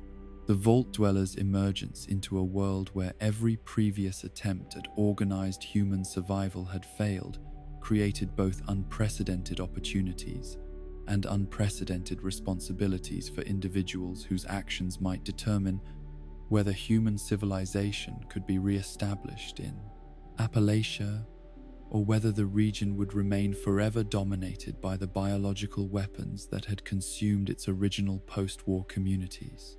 Their success or failure would be measured not just by their own survival, but by their ability to create foundations for human recovery that could outlast their own lifetimes and serve future generations who might eventually inherit a world that had been cleansed of the plague that had made human life impossible for 25 years.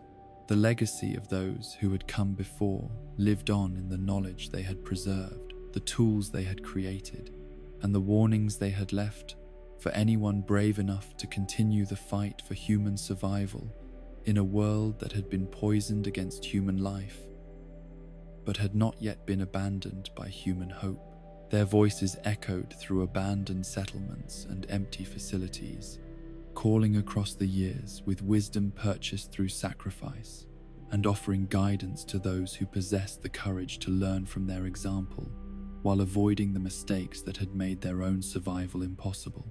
In the silence of the Appalachian morning, the future waited to be written by vault dwellers whose emergence into the wasteland marked not the end of human presence in the region, but its potential renewal, carrying forward the dreams of all who had struggled and died in the hope that someday someone would succeed where they had failed and transform their sacrifice into the foundation for a better world. And so the chronicle of Appalachia's first survivors draws to its melancholy close, not with the triumphant renewal that vault dwellers had been promised, but with the sobering recognition that heroism and sacrifice are sometimes insufficient to overcome forces that operate beyond the reach of human courage or wisdom. The voices that once echoed through these mountain valleys have been forever stilled, their final words preserved only in holotapes and terminal entries that serve as monuments to dreams that proved too fragile for the world that nuclear fire had created. The responders who died believing that healing could triumph over hatred left behind not just medical supplies and research notes, but a testament to the possibility of maintaining compassion, even when compassion seemed futile. Their inoculation serum represents more than mere biological protection. It embodies the principle that knowledge shared freely can transcend the mortality of those who discovered it, that wisdom purchased through sacrifice can serve purposes that exceed the lifespans of its creators. In every dose of medicine that future survivors might discover, Dr. Santos and her colleagues continue their mission of protecting human life against forces that were designed to eliminate it. The fire breathers whose courage led them into battles they could not win demonstrated that military honor transcends victory or defeat, that service to others justifies sacrifice, even when that sacrifice cannot prevent ultimate failure. Hank Madigan's death at the top of the world facility completed not just his own story, but the larger narrative of how ordinary people can become extraordinary through their willingness to accept responsibility for protecting those who cannot protect themselves. His unfinished mission awaits completion by vault dwellers who inherit both his determination and the wisdom that his sacrifice has provided. The free states whose warnings about government corruption proved tragically prescient offer lessons that extend beyond their immediate fate to encompass fundamental questions about the relationship between individual liberty, collective survival.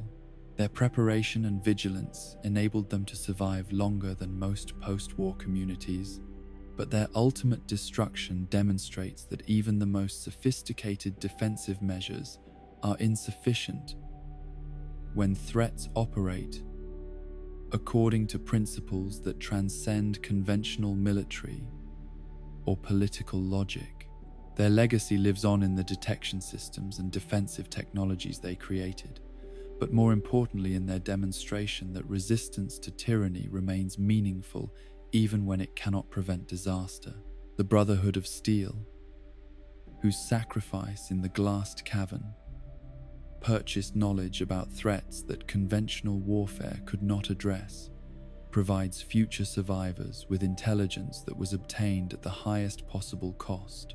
Taggarty's final recommendation that nuclear weapons might be necessary to eliminate Scorchbeast breeding sites represents not the failure of military thinking, but its evolution beyond conventional constraints towards solutions that require moral courage as well as tactical expertise. Their empty power armor stands ready for new operators who might possess the wisdom to succeed where they could not achieve victory despite their discipline and dedication. The raiders whose transformation from wealthy elites into savage predators illustrates how quickly civilized behavior can deteriorate when social structures collapse and desperation replaces moral constraint.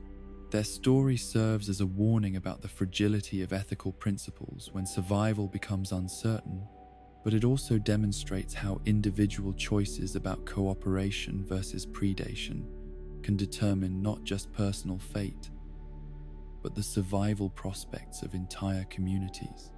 Rose's continued operation as a robotic overseer of raider culture represents both the preservation of their worst impulses and the possibility that even corrupted systems might eventually serve constructive purposes if approached with sufficient wisdom and caution.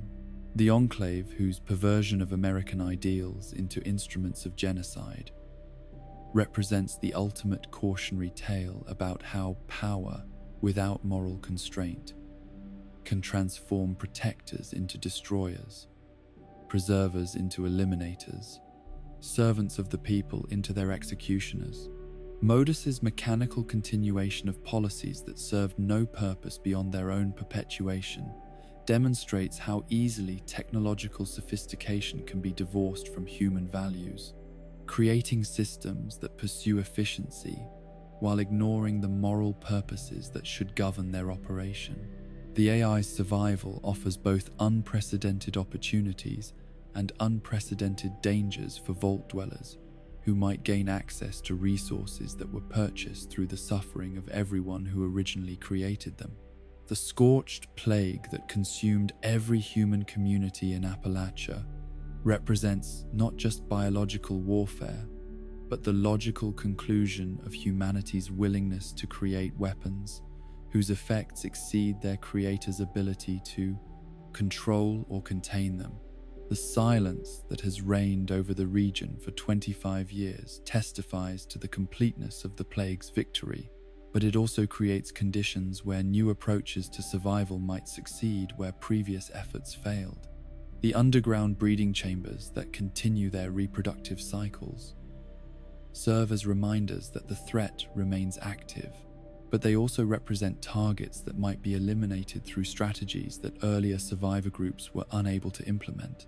The vault dwellers who emerge into this transformed landscape carry with them not just the technological advantages that 25 years of protection have preserved, but the psychological resilience that comes from having been spared the despair and trauma that eventually overwhelmed every previous survivor community. Their immunity to the fatalism that plague dominance created enables them to approach survival challenges with optimism and creativity that earlier groups lost as hope was eroded through constant loss and failure. But perhaps most importantly, they inherit the accumulated wisdom of all who came before, the medical knowledge that the responders preserved, the weapons technology that the fire breathers developed, the detection systems that the Free States created, the tactical intelligence that the Brotherhood purchased through sacrifice, and even the cautionary examples that the Raiders and Enclave provide about approaches to post-war survival that lead to moral corruption and ultimate failure. This inheritance of knowledge represents humanity's greatest asset in confronting challenges that individual communities could not overcome independently. The future that awaits vault dwellers as they begin their exploration of the silent wasteland remains unwritten, its possibilities extending from complete failure that would add their names to the list of communities that the plague has consumed to unprecedented success that might finally break the cycle of destruction that has dominated Appalachian history since the bombs fell. Their choices about cooperation versus competition, about preservation versus exploitation, about hope versus despair will determine not just their own survival, but the prospects for human renewal in a region that has been waiting 25 years for someone to succeed where everyone else has failed. The holotapes that future survivors might discover in decades or centuries to come could tell stories of triumph over impossible odds, of communities that learned from the mistakes of their predecessors while building upon their achievements, of the day when Scorchbeast cries were finally silenced and human voices once again echoed through mountain valleys that had known only the sounds of monsters for too long. Or they might tell stories of noble failure, of courage that proved insufficient and wisdom that came too late, adding new chapters to the chronicle of dreams that could not survive in a world poisoned against human hope. But whatever stories the future might tell, they will be built upon the foundation that previous survivors created through their sacrifice, their dedication, and their refusal to surrender even when surrender seemed like the only rational choice. The responders' commitment to healing, the fire breathers' willingness to fight impossible battles, the Free State's dedication to liberty, the Brotherhood's devotion to duty, and even the tragic examples of those who chose darker paths all contribute to the wisdom that Vault dwellers carry forward into an uncertain but not hopeless tomorrow. In the silence of the Appalachian dawn, where mist rises from valleys that have seen too much sorrow and mountains stand guard over secrets that have cost too many lives to learn, the eternal cycle of human hope begins anew, with each footstep that Vault dwellers take into the wasteland that waits to be reclaimed. Their emergence marks not an ending, but a beginning, not the conclusion of human presence in Appalachia, but its potential resurrection, carrying forward the dreams of all who struggled and died in the belief that someday someone would succeed where they could not achieve victory despite their courage, their wisdom, and their unwavering commitment to protecting what remained of human dignity in a world that had forgotten why such protection mattered. And so ends the tragic chronicle of Appalachia's first survivors, their dreams of rebuilding crushed beneath the weight of plague and ambition. Each faction fell in turn. The responders with their healing hands, the fire breathers with their courage, the Free States with their warnings, and the Brotherhood with their sacrifice. Even the mighty Enclave crumbled beneath their own hubris. Yet in their failure lies wisdom for those who would follow. The holotapes still whisper their stories in empty halls. The terminals still glow with their final words. And somewhere in the depths, Modus waits with mechanical patience. The Scorched may have won this battle, but the war for humanity's soul continues with each new soul brave enough to emerge from the safety of underground and face the cursed ground above. Sleep now, wanderer, and dream of better tomorrows built upon the lessons of yesterday's fallen heroes. In Appalachia's silence, their voices echo still, calling out across the years with warnings, wisdom, and hope that someday someone will succeed where they could not. The wasteland remembers, and so must we.